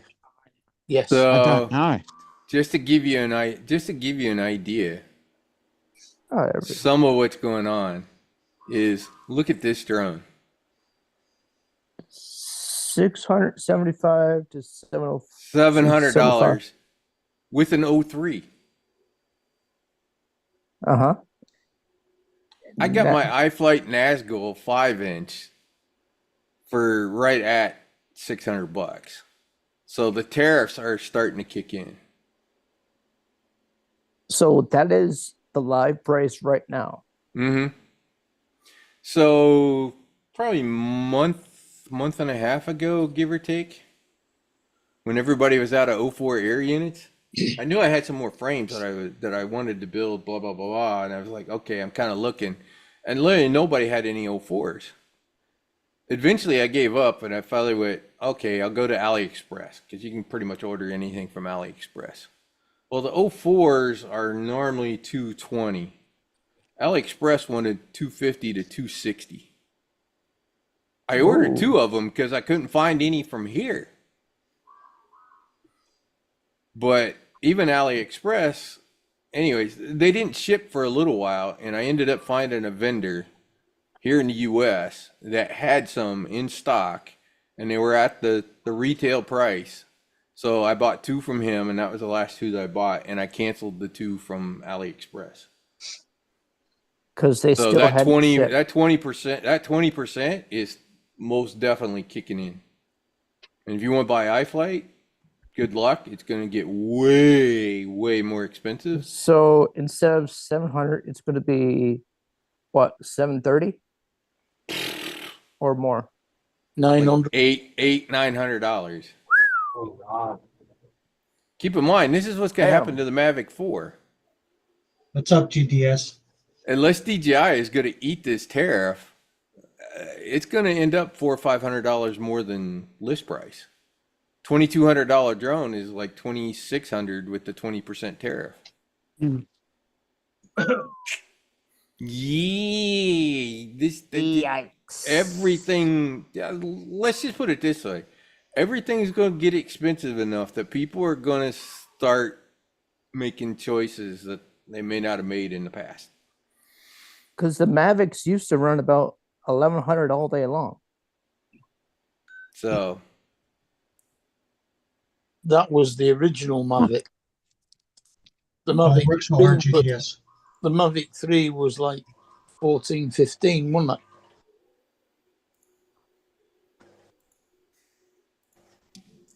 And some of them were running about 1,300, if I remember correctly. DJ. TJ, what's up? Stage.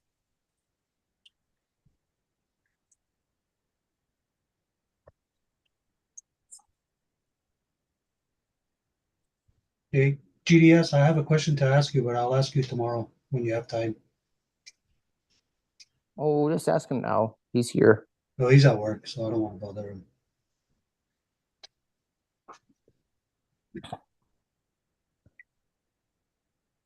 Switch.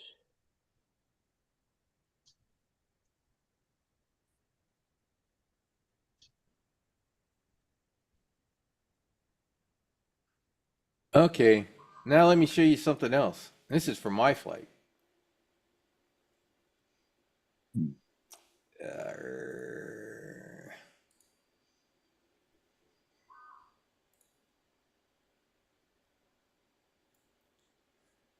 Read this.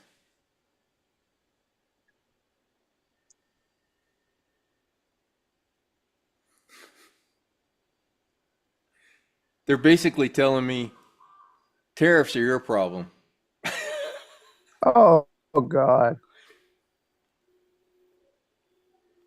This was after I talked to the FPV drone guy who told me that it's 100% tariff right now on iFlight.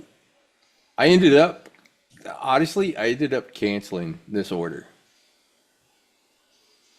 So How recent was this that they sent you this? this last week. Oh God. Mm-hmm. Oh, it gets worse. They also asked for $35 more for shipping Oh wow. because apparently FedEx told them that my address was out in the country somewhere, long distance, which I don't believe. not. I literally don't believe. I'm literally 10 minutes from the FedEx warehouse here in Daytona. So, so I think it was more a case of them trying to cover some of their costs on tariffs Are we that are going sure? on. Are we sure they put in the wrong zip code? I have no idea. I don't care. Knowing that the tariffs were probably going to hit when I would have doubled the price of what I was ordering, and instead I canceled that and I ordered exactly what I needed from a place in Canada. That cuts the carbon fiber that I needed. TJ, what kind of wrap are you putting on? So anyways, I'm glad I have my parts store. I need it because everything is going to get a hell of a lot more expensive. All of it. Does Newegg sell drone parts? That's a great question. Oh, I don't know that they do. I've never 'Cause, never heard of anybody ever talk about that they bought something from Newegg. I know they sell computer parts like cords. Yeah. You boards. know, if Fry's was around, I bet you Fry's would have. Because Fries. Fry's sold everything electronics. They were like Radio Shack but bigger. I remember years ago there was a place called CompUSA. Yep. Radio Shack. Fry's Electronics was freaking gigantic. I used to love Radio Shack.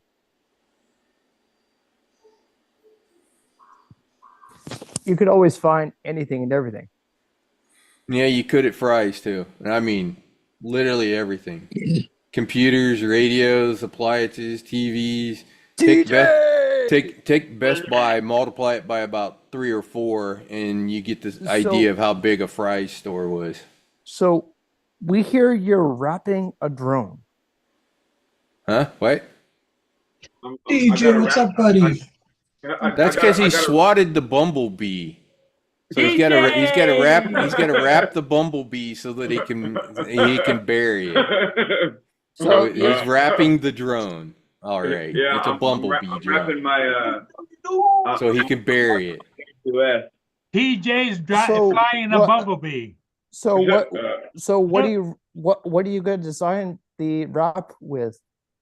well, the one that I got it off Decal Girl. I got the called like the XO3 or something. JDS. It's pretty cool. It's pretty cool looking wrap though, but just doing like the batteries and shit's kind of tough. Hey, Paul, do you know what happened to Jim? Because I tried calling him like this morning. No, or I whatever. don't. Brenda's been trying to get a hold of him too. No, that's Which really one? weird. Well, his dad is in pretty bad health, so we think that maybe he's doing something with his dad. We don't know. Oh, which Jim? Not Jim from Jim Jim's from Drum. Detroit. Okay. Yeah. And Jody. Dave has been one of the last guys to actually get his inventory in because that's where Jackrabbit had ordered his from. Rod, you have a link in the chat Yeah, I from saw. Drone Shots. Yeah, it's the Fly High FPV, which is Dave. And Jackrabbit Scotty had ordered his 04s and waited freaking forever. You have to remember, Fly High Dave is basically a closet operation. He has no volume and weight to demand anything out of his suppliers. TJ, did you read what JDS said?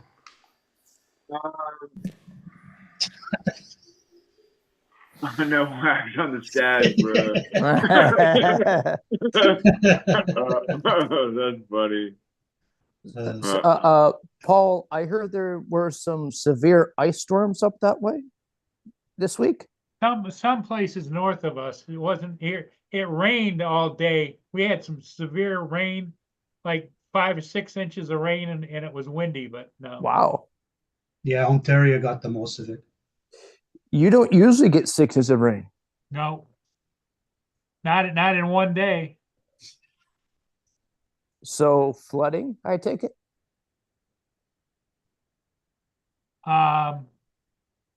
Like wash the snow away. Now, we didn't have any flooding, but they had some flooding down in the Detroit area. And that's no knock on Dave, by the way.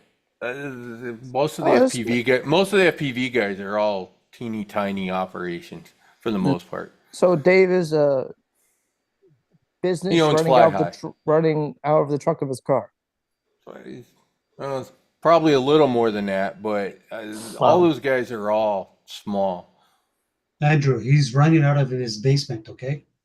It's probably true. Oh, kind of like The guy that I ordered from FPV. the guy that I ordered from Arizona. Let's just say his storage area is really small. Got my Radio Master Boxer from Dave. But yeah, no, it's great that those small guys are there because you never know. You never know because not everybody necessarily knows about him. So if you're one of the people that do know about him, yeah, there's an opportunity to potentially get stuff there that you can't get other places because it's sold out. But the problem is with him is he's not big enough for the suppliers to be in any big rush at all to ship him any of his orders. And I don't blame them. Mind you, it did cost 35 quid in postage. So But What color are you going? Eventually it only cost me £17 in total for it because I had a load of vouchers, gift cards from what's it? From Eric's show. TJ, JDS said, "What are you building? A better mousetrap for your stash." Wax. That stash, TJ. You can do it. No, I'm not building anything. I'm putting a wrap on my batteries, and then I gotta put it on my drone too. Rod, isn't there a rain suit you could put on that drone?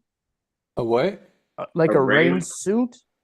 Like yes, they make skins. They make skins. Skin. They have for a long time. They make skins to put on the camera drones. TJ, you could get skin for that. It's not really gonna. I can't fly it in the rain though. Wouldn't that interfere with the signal though? But if there's a wrap on it, you can. Yeah, with a wrap on it, you can. Yeah, 100%. Huh. Yeah, but what about like where you put where the they power cover the button- vent holes so that the water can't get inside, but it's what about still the enough air going through that it doesn't overheat. What about the battery and everything? Water could seep in like there. It's sealed in. It's fine. No, but like see, like it can get like in water can get in there though. Well, you put silicone. Yeah, it's not got a waterproof seal on the battery.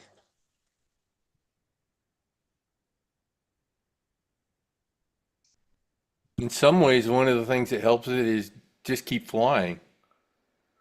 Just keep flying. Moving will keep water from seeping into places it probably shouldn't. Really, JDS? I've never heard of that. Have you, Anyways, I love Dave's LEDs. Dave's LEDs are good. I hate Dave's batteries. The custom CNHL batteries that he has that is his and his own or whatever in his design. Every one of them I had all swelled up. Every one of them that I gave to Maddie all swelled up. and they are 5 grams or more heavier than the same size battery. Rod, they all went. GDS, is that here in Canada though? I no idea.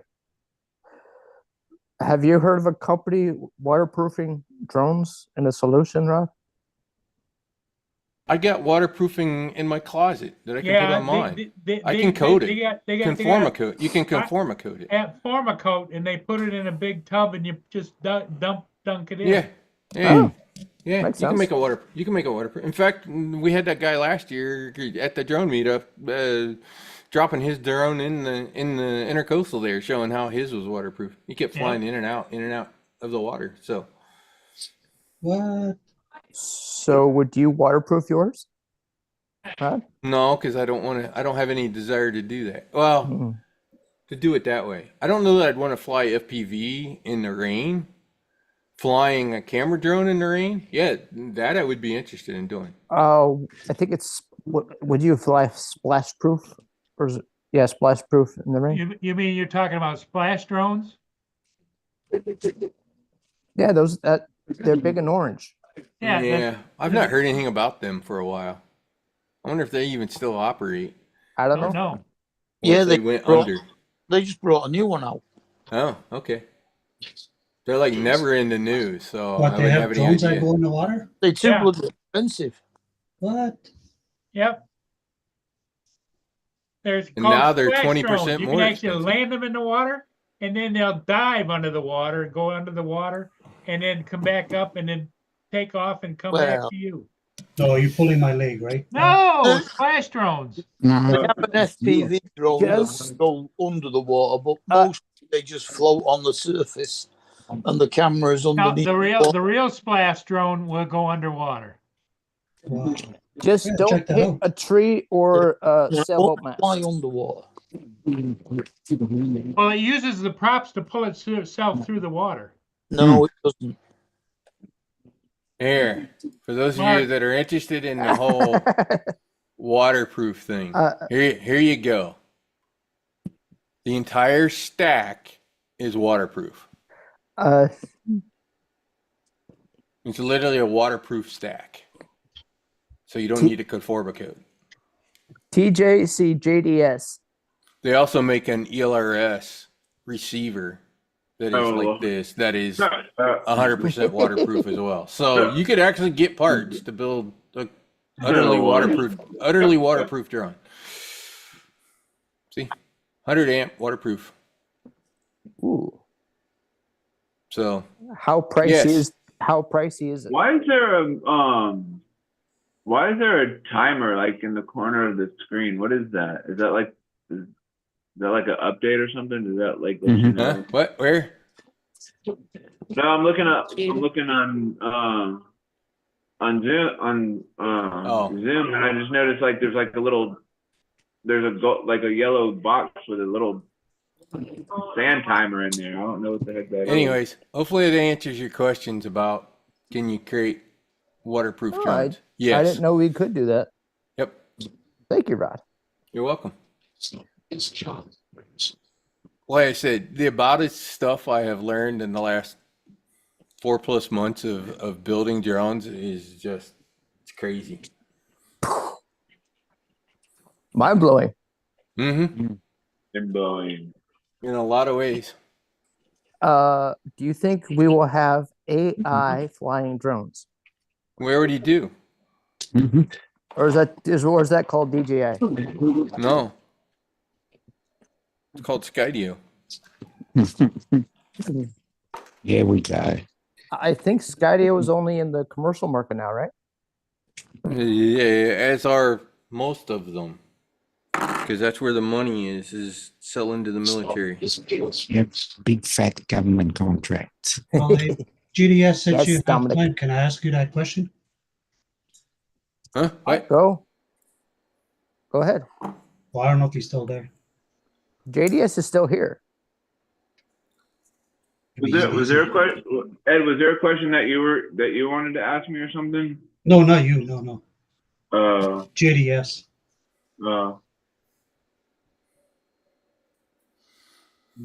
Ed, go ahead and ask JDS because JDS is right here.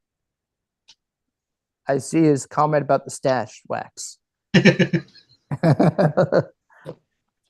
Oh, speaking of other things, batteries. So there's a company, and ironically, Chris Rosser did a video on these guys month and a half, sometime in the last 2 months. I think these guys are going to end up owning the battery market in the FPV. And I do mean own. So it's called SMC is the company. Believe it or not, it's an American company. They're in Virginia. And they make batteries. I'm going to. So here's a 14. Look at this chart. Everything that is underneath of this is all the competitors. Wow. The SMC, There's several. the SMC just freaking smoke everybody else. Utterly smokes. So you've tried it, I got them. Yeah, I've got some. and you And love I it. got 2 other really important facts about these guys. And I'm literally going to tell everybody, just go buy your batteries here and forget about it. Don't even mess with the other guys. So this 1400 battery for Tattoo R Line, which is considered one of the best manufacturers out there, that 1400 battery is about $45 a battery for a 1400.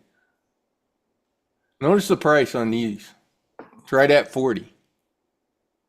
So they're a little cheaper than what is basically considered one of the best drone batteries out there.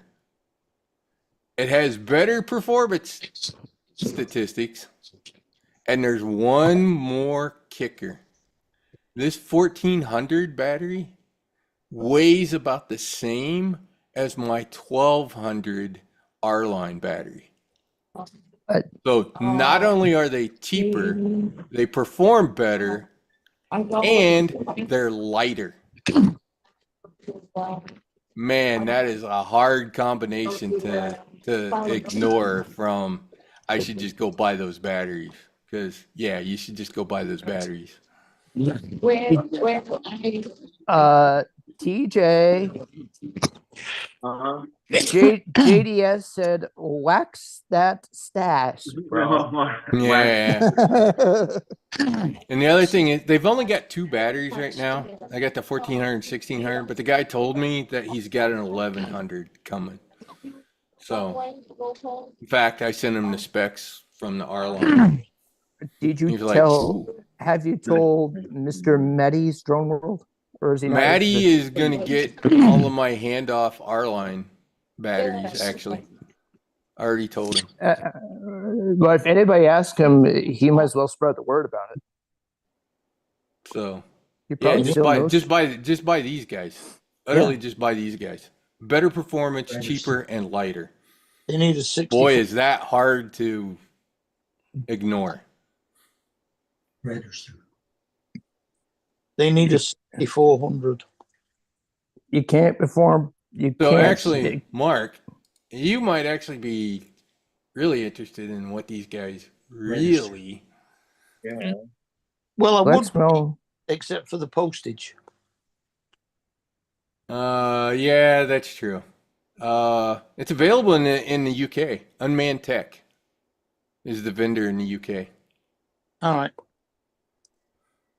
I shall look. But most of their batteries, these guys have been doing batteries forever. They just haven't done FPV batteries. Yeah. They've been doing RC cars and planes. Because They're finally starting to take what they've done for those and move into the FPV market. I really need to get a battery for that F550. So Unmanned Tech should have these SMC batteries. Your drone, Mark? Hey, yeah, Okay. it's a drone. Okay. What kind of battery does it take? Of course, right now they only have the 1400 and 1600, so hopefully it takes one of those 6S batteries because that's all they have for No. FPV drones. Well, I guess it could take one of them, but it wouldn't last very long. But if you're looking for something that's like an It RC truck airplane battery, they have lots of those. It needs something more like a 6400 Oh yeah, they have those. because it's a hexacopter.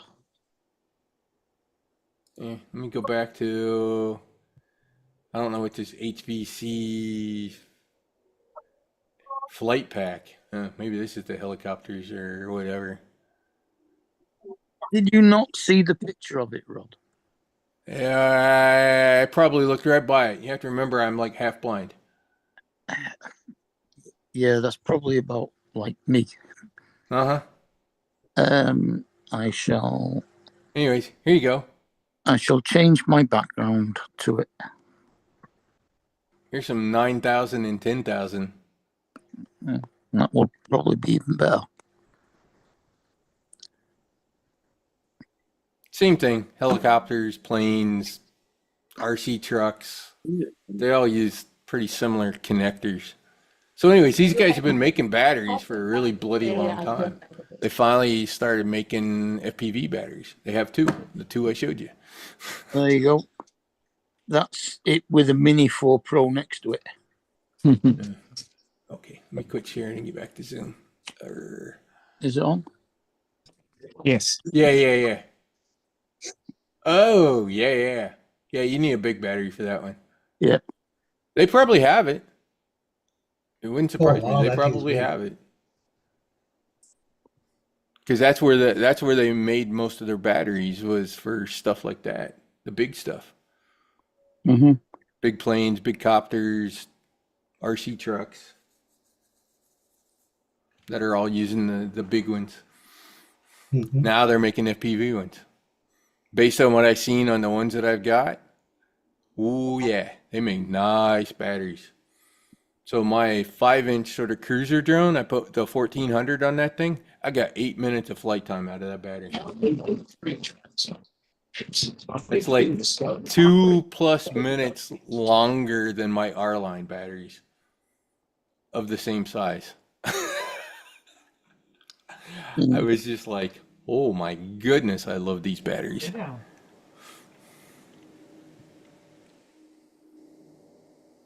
Especially knowing that chart. Well, lay down.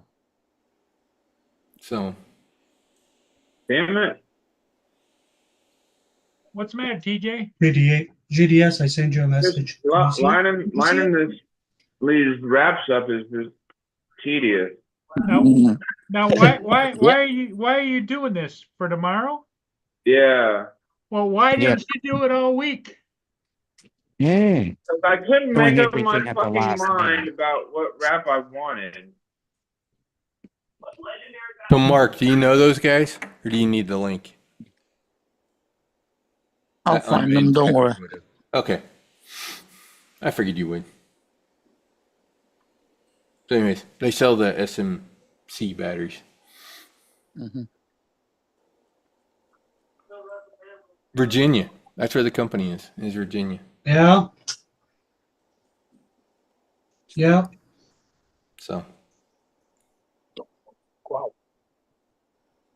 who knows where they source their stuff from? But I don't know. Maybe they're making them. They're probably engineering them for sure. Dominic, are you headed to the office? Yep. Okay. Coffee time first. Coffee. Oh. And I would still tell you, Paul, I don't know jack shit about this stuff. As much as I've learned, that I still got lots more to learn. Well, that's Don't the we all? nature. Don't That's we the all? nature of beast. Because about the time you think you got it figured out, boom, something comes in and I got another project another learning project. I've done some research on it already. And I was kind of forced to do research on it when I was trying to fix that fucking cursed drone and figure out why it was falling out of the sky. Which is reading the black box logs off the flight controllers.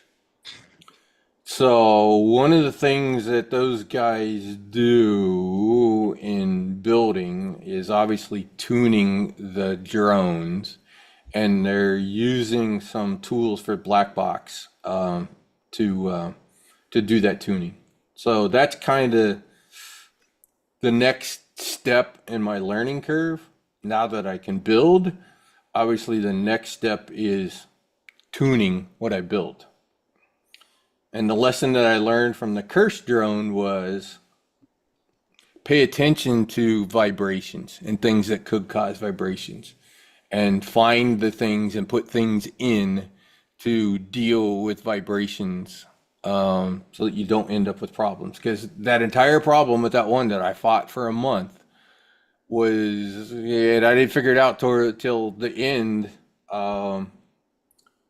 was the vibrations that were going on in the frame. And the reason it was being a bigger problem was because the flight controller that I was using, which was the Speedy Bee, it was a brand new one, literally brand new. It just came out, $55, pretty cheap. Uses an IMP 42688 gyro, which is actually a newer gyro.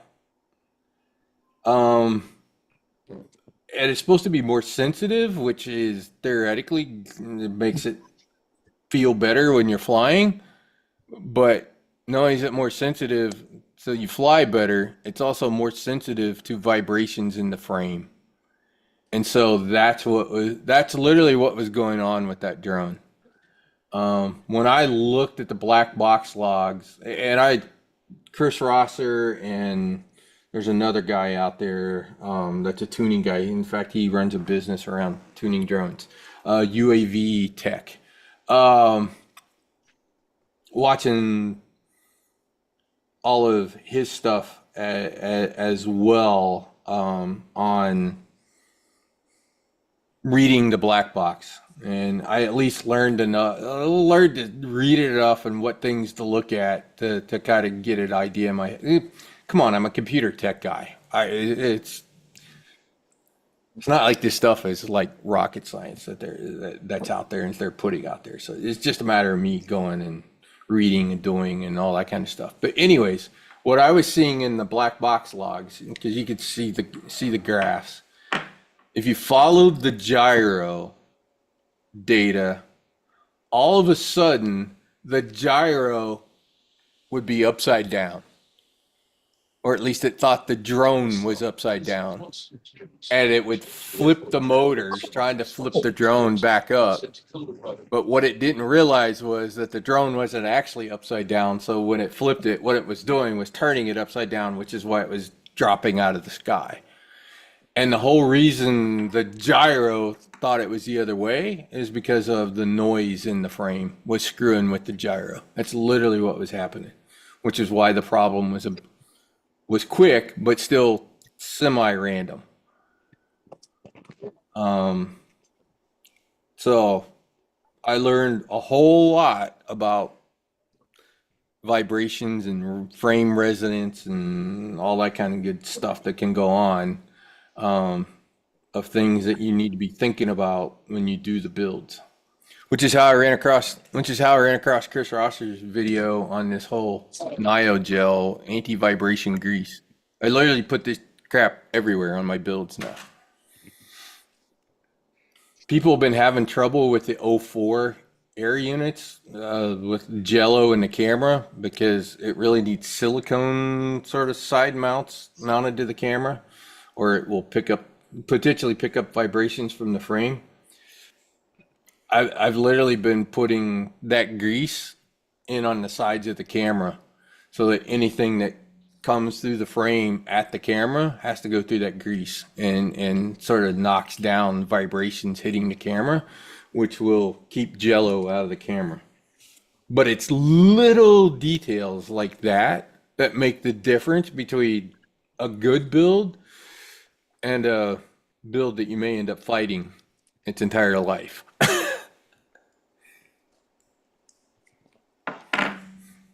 That's why you strap the wires down, route things, tie them down, zip tie things. You literally don't want anything flipping, flapping, flopping, smacking, anything. You don't want anything to create extra that's why- vibrations. That's why TJ wears a jack strap. Mhm.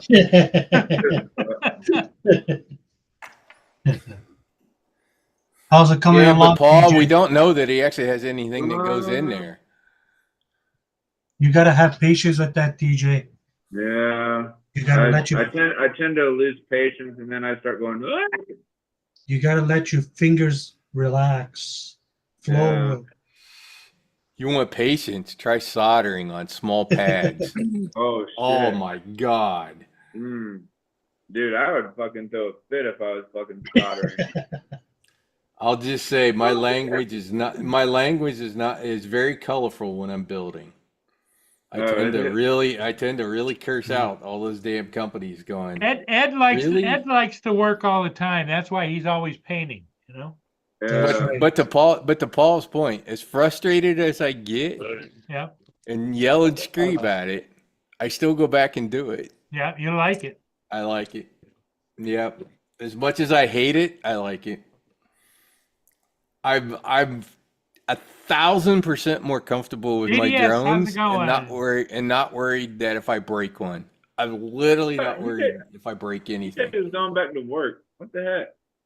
I can fix it. Good night, JDS. If I can get the parts, I can fix it. I have no issues. He was like, "Okay, people, I'm back to work. Have a great night." And he's still typing in the chat. Andrew. And I got one problem. I'll probably be working on it on Saturday, actually, because Maddie's bringing his table, and I think the game plan is we're going to set our crap up and work on drones. I got to look at Jackrabbit's domain. He's got either a bad motor or a bad ESC. One of them is twitching after his crash. I think it's the ESC. Normally, twitching is the ESC, not the motor. But I have both a stack and a motor, get motor. So when I get there, probably the first thing I'm going to do is dig that motor out and solder the motor to the one that he's got that's bad and check it and see whether that either fixes it, which means, okay, it's just a bad motor, or whether it's the ESC. At least he'll know what needs fixed then. I don't know that I'll give him the stack that I have, because it's the spare stack for both of my domains. And it's the exact stack that is in both of those drones.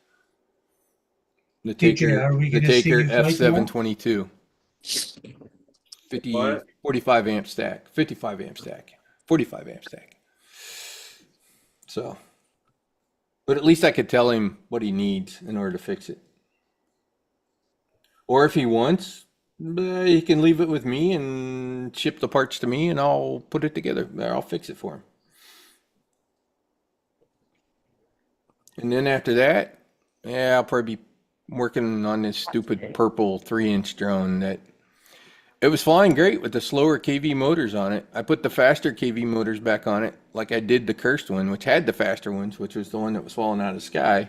That's why I built this purple one in the first place, was to put slower motors on it to see whether that solved the problem, which it did, because it was less vibrations. And that kind of clued me in even more to vibrations.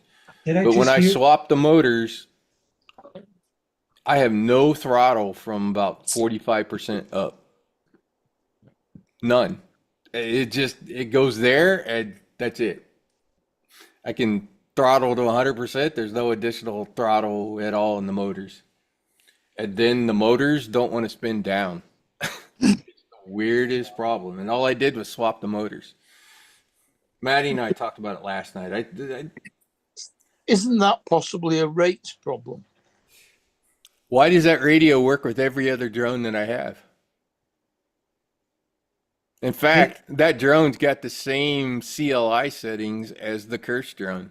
Yeah, but the rates aren't on the radio, they're on the drone, aren't they? but I'm using And the the same rate- beta the flight, rate- but I'm using the same beta flight settings for pretty much all my drones. I literally have them all set the same. Ah, okay. So it's the same rates as any of my other drones, and it works fine. So there's nothing specific, and I've even flattened that flight controller and reloaded Betaflight from the ground up and reloaded the settings, and same problem. So Maddie and I talked about it. I think he and I are probably on the right track, which is we think there might be a grounding problem somewhere. How it got grounded with me changing the motors, I don't know. But again, this goes back to how cheaply made these freaking boards are. They're mostly junk. The smallest of little things will cause them to blow up. Did I hear you in the beginning say 3-inch? It's a the drone is it's called Comanche, and it's a 3-inch frame, and I have 6S motors on it. Holy smokes. Yeah, I did that intentionally. That was Wow. intentional. When Now- they say 3-inch, it takes 3-inch propeller. 3-inch props. Yeah. Yeah. But it's that small. How the hell do you get stuff in there in 3-inch board like this? One crazy. using all-in-one board. Holy smokes. Two, this guy did something I didn't special. wanna This say guy's shit, this man. I guy's didn't from wanna this say guy's it. from Italy. Holy He actually shit. shortened the frame so the tips of the props are maybe 2 millimeters from each other, if that. The tips of the props. That's how short he made the frame. But he made it tall. So he made it short but tall, and it's tall so that you can get the 04 or 03 air unit above the all-in-one flight controller. Wow. And then I put the ELRS receiver back here in the back. I made a spatial TPU to fit the receiver in. I don't know whether you can see it. There's actually 2 slots in there. One is a receiver, one is a power adapter. Wow. TJ, I want you to build me one of those. Yeah, So- count on it. I put the power. This is the frame that I fried. Remember how I was telling you DJI makes great power management? Yeah. I fried 2 03 air units in this frame. Plugged the battery in and literally watched them go up in smoke. 2 of them. Turned out something was grounded to the frame somewhere. I'm not sure where. After taking it all apart and redoing it, that problem disappeared. But because of that, and the fact that I do what Maddie suggests, most of these boards have crap power management. So normally you just take the power and the ground wire from the DJI air unit and just solder it directly to the ESC, essentially battery power, because it could take that kind of voltage. It has that kind of power management, and you just solder it there. But because I had that grounding, that means that spike went straight to the 03 air unit and fried Wow, it. that's crazy. Yeah, so that's where I came across the power board. It's called a Beck. And so what a Beck does, the one that's in here can take 5 to 60 volts of input power. And it can output either 5, 9, or 12. There's little solder pads that you can solder that determines what the output voltage is. So I ordered those. I had to get them off AliExpress. I have a bunch. But I got those, so that little power board, and that board's only like $10, right? It's a little step down power voltage thing. That's all it is. So anyways, I have that soldered to the ESC, and then I have the air unit soldered to that board. So if I get a spike like I did that night when I fried 2 air units, it will fry that little $10 board before it fries the $200 air unit. Wow. So that's why I got that power board. So in the cases where I build them and I'm doing that, I'm not powering the air unit off the flight controller because I pulled the wires because stupid flight controller's acting stupid with power. I will have one of those boards installed. I'm amazed. All the power to you guys, man. That's crazy. I had to look that shit up to find it. You don't hear too many guys who build drones talk about little things like that. Wow. Especially It's on just- tight spots like that. That's crazy. Yeah. And just like that grease, right? That I found. That's the anti-vibration grease. Chris Rosser put that video out 3 years ago. And after I saw that thing, I was just like, why the hell aren't any of these other FPV guys that I've talked to talking about using any of this stuff when they do their builds? Man, you have to have like steady hands to solder that so close. Oh, yeah, soldering is its own challenge.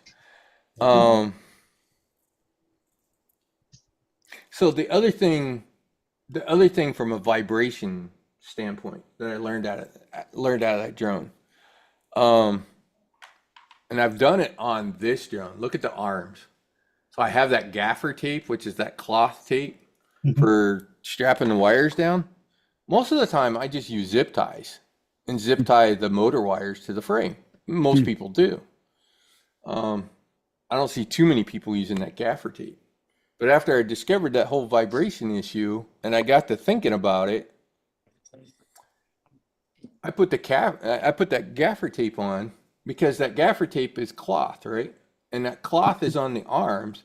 So guess what that cloth is doing to vibrations? It's absorbing. It's absorbing. It's absorbing the vibrations. So rather than using zip ties to secure your motor wires, if you're in a situation where you know you have a frame that you potentially have vibration type issues, obviously 6S on 3-inch, I knew going into that build that, yeah, it might have some issues. I don't know why it didn't dawn on me sooner that was actually what the freaking problem was with that drone.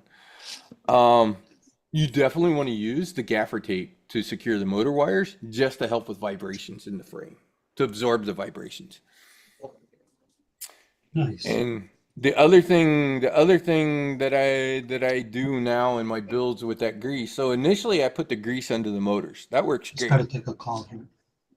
Because that's where you get obviously that's where the vibrations are coming from, is the motors in the first place. So putting the grease under there works terrific. That cuts like 50% of the vibrations, simply just doing that. Putting the gaffer tape on there helps. But the other place that I've been putting that grease now. So, you know, the flight controllers all come with the little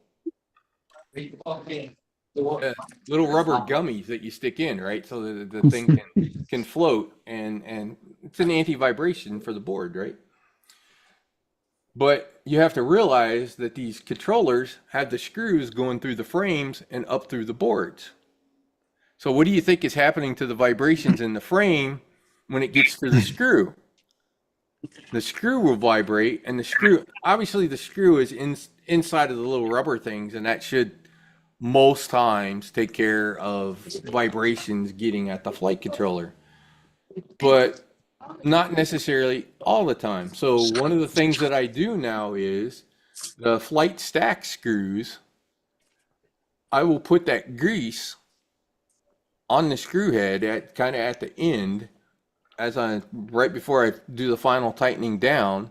I'll put that grease in there so that the vibrations from the frame aren't radiating through that screw nearly as much.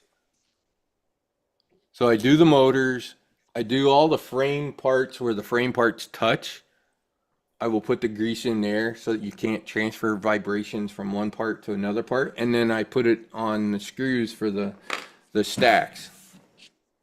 So even though it took me a month to figure out what the hell that problem was, all of the research that I ended up doing around all of that led to some interesting discoveries about how to build a drone. Hey, Mark, I'm gonna play this just for you, my friend. Are you ready? Oh yeah, those. Yeah. Underwater drone. So, anyways, hopefully, with all of my explanations, you can kind of tell I've learned a few things the hard way. Cost a lot of money. Mark says the drones don't go underwater. They do. Yeah, they do. That's cool though. I mean, technically, they make underwater drones. They're called submarines.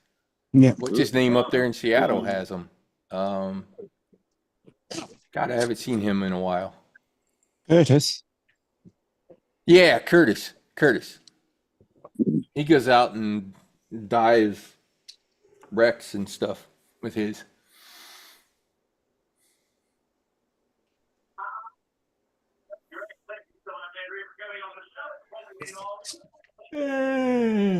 Oh.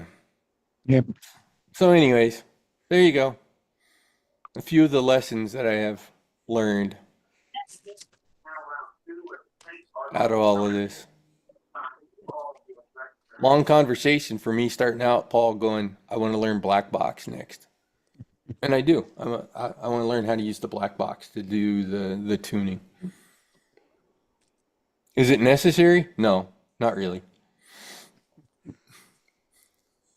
You know, Model Ts don't exactly have power steering, and people could still figure out how to drive them and keep them in the lanes, right? So it's all in what you get used to, realistically.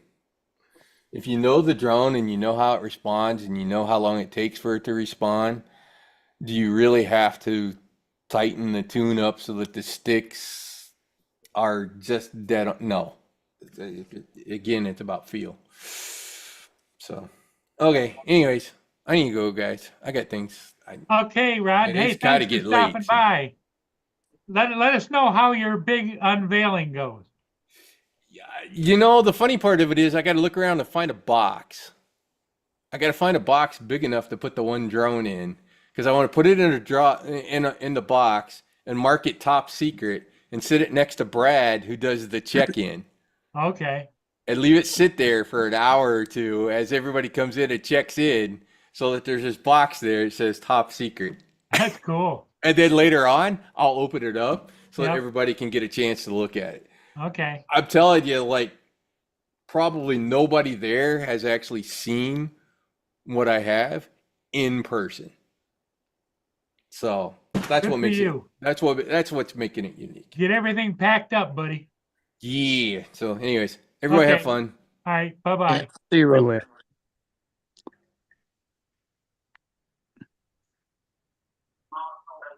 TJ's still working on his stuff. I was afraid. I'm just kind of gonna feed my face for a little while. Okay, we're gonna call it anyway, TJ. Yep. Oh. We're Yeah, gonna it's pack getting it. late. Dominic says, let's go. Mark's done. And Ed, take care. Hey, TJ, Yo. send me a picture when it's done, bro. All right, I will. I don't have your number. On Facebook. Oh, Facebook Messenger. Okay. Yeah.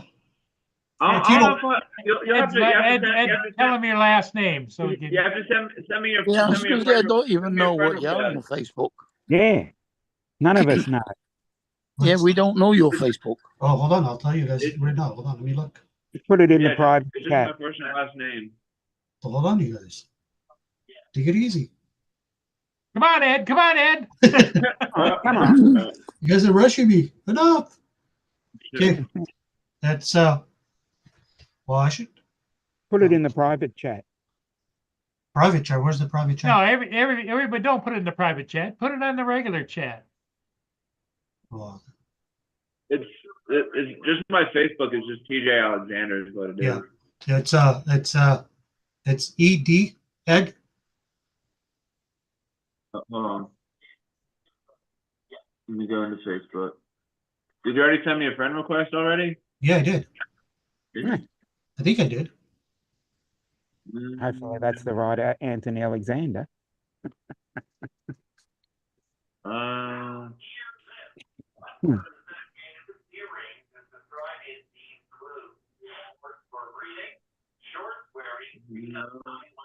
And that's the photo I have on the field. It's the one with the catfish. Ed I Pereira. don't see a notification. Ed Pereira. Pereira. Let me go into search. Hold on. Prior, right? No, Pereira. Pereira. Yeah. Ed Pereira. That's right, my son. Okay. There you Oh, go, yeah, we're- TJ. okay. All right. Yeah, Okay. I think we're already Go friends on. on there. Okay, I didn't think we were for a moment. All right. Well, I'll send you. When I get finished with it, I'll send you. How a do you picture. spell your last name again? It's Pereira. That's right. Yep. Don't tell anyone.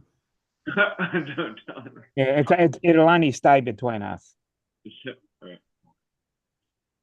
I don't know. It's on the screen now. Oh no! Why would you do that? Oh, people are gonna text me. That's okay. Because it's important for us to know each other who they are. That's right. Right. I want to see everybody's real name. Dominic Northside Hawk. Is that your last name? No, I'll send you a friend request. Okay.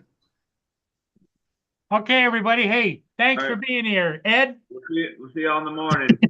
good man, Ed. See you tomorrow morning, guys. Okay, bye for Okay, now. have a good one. Bye.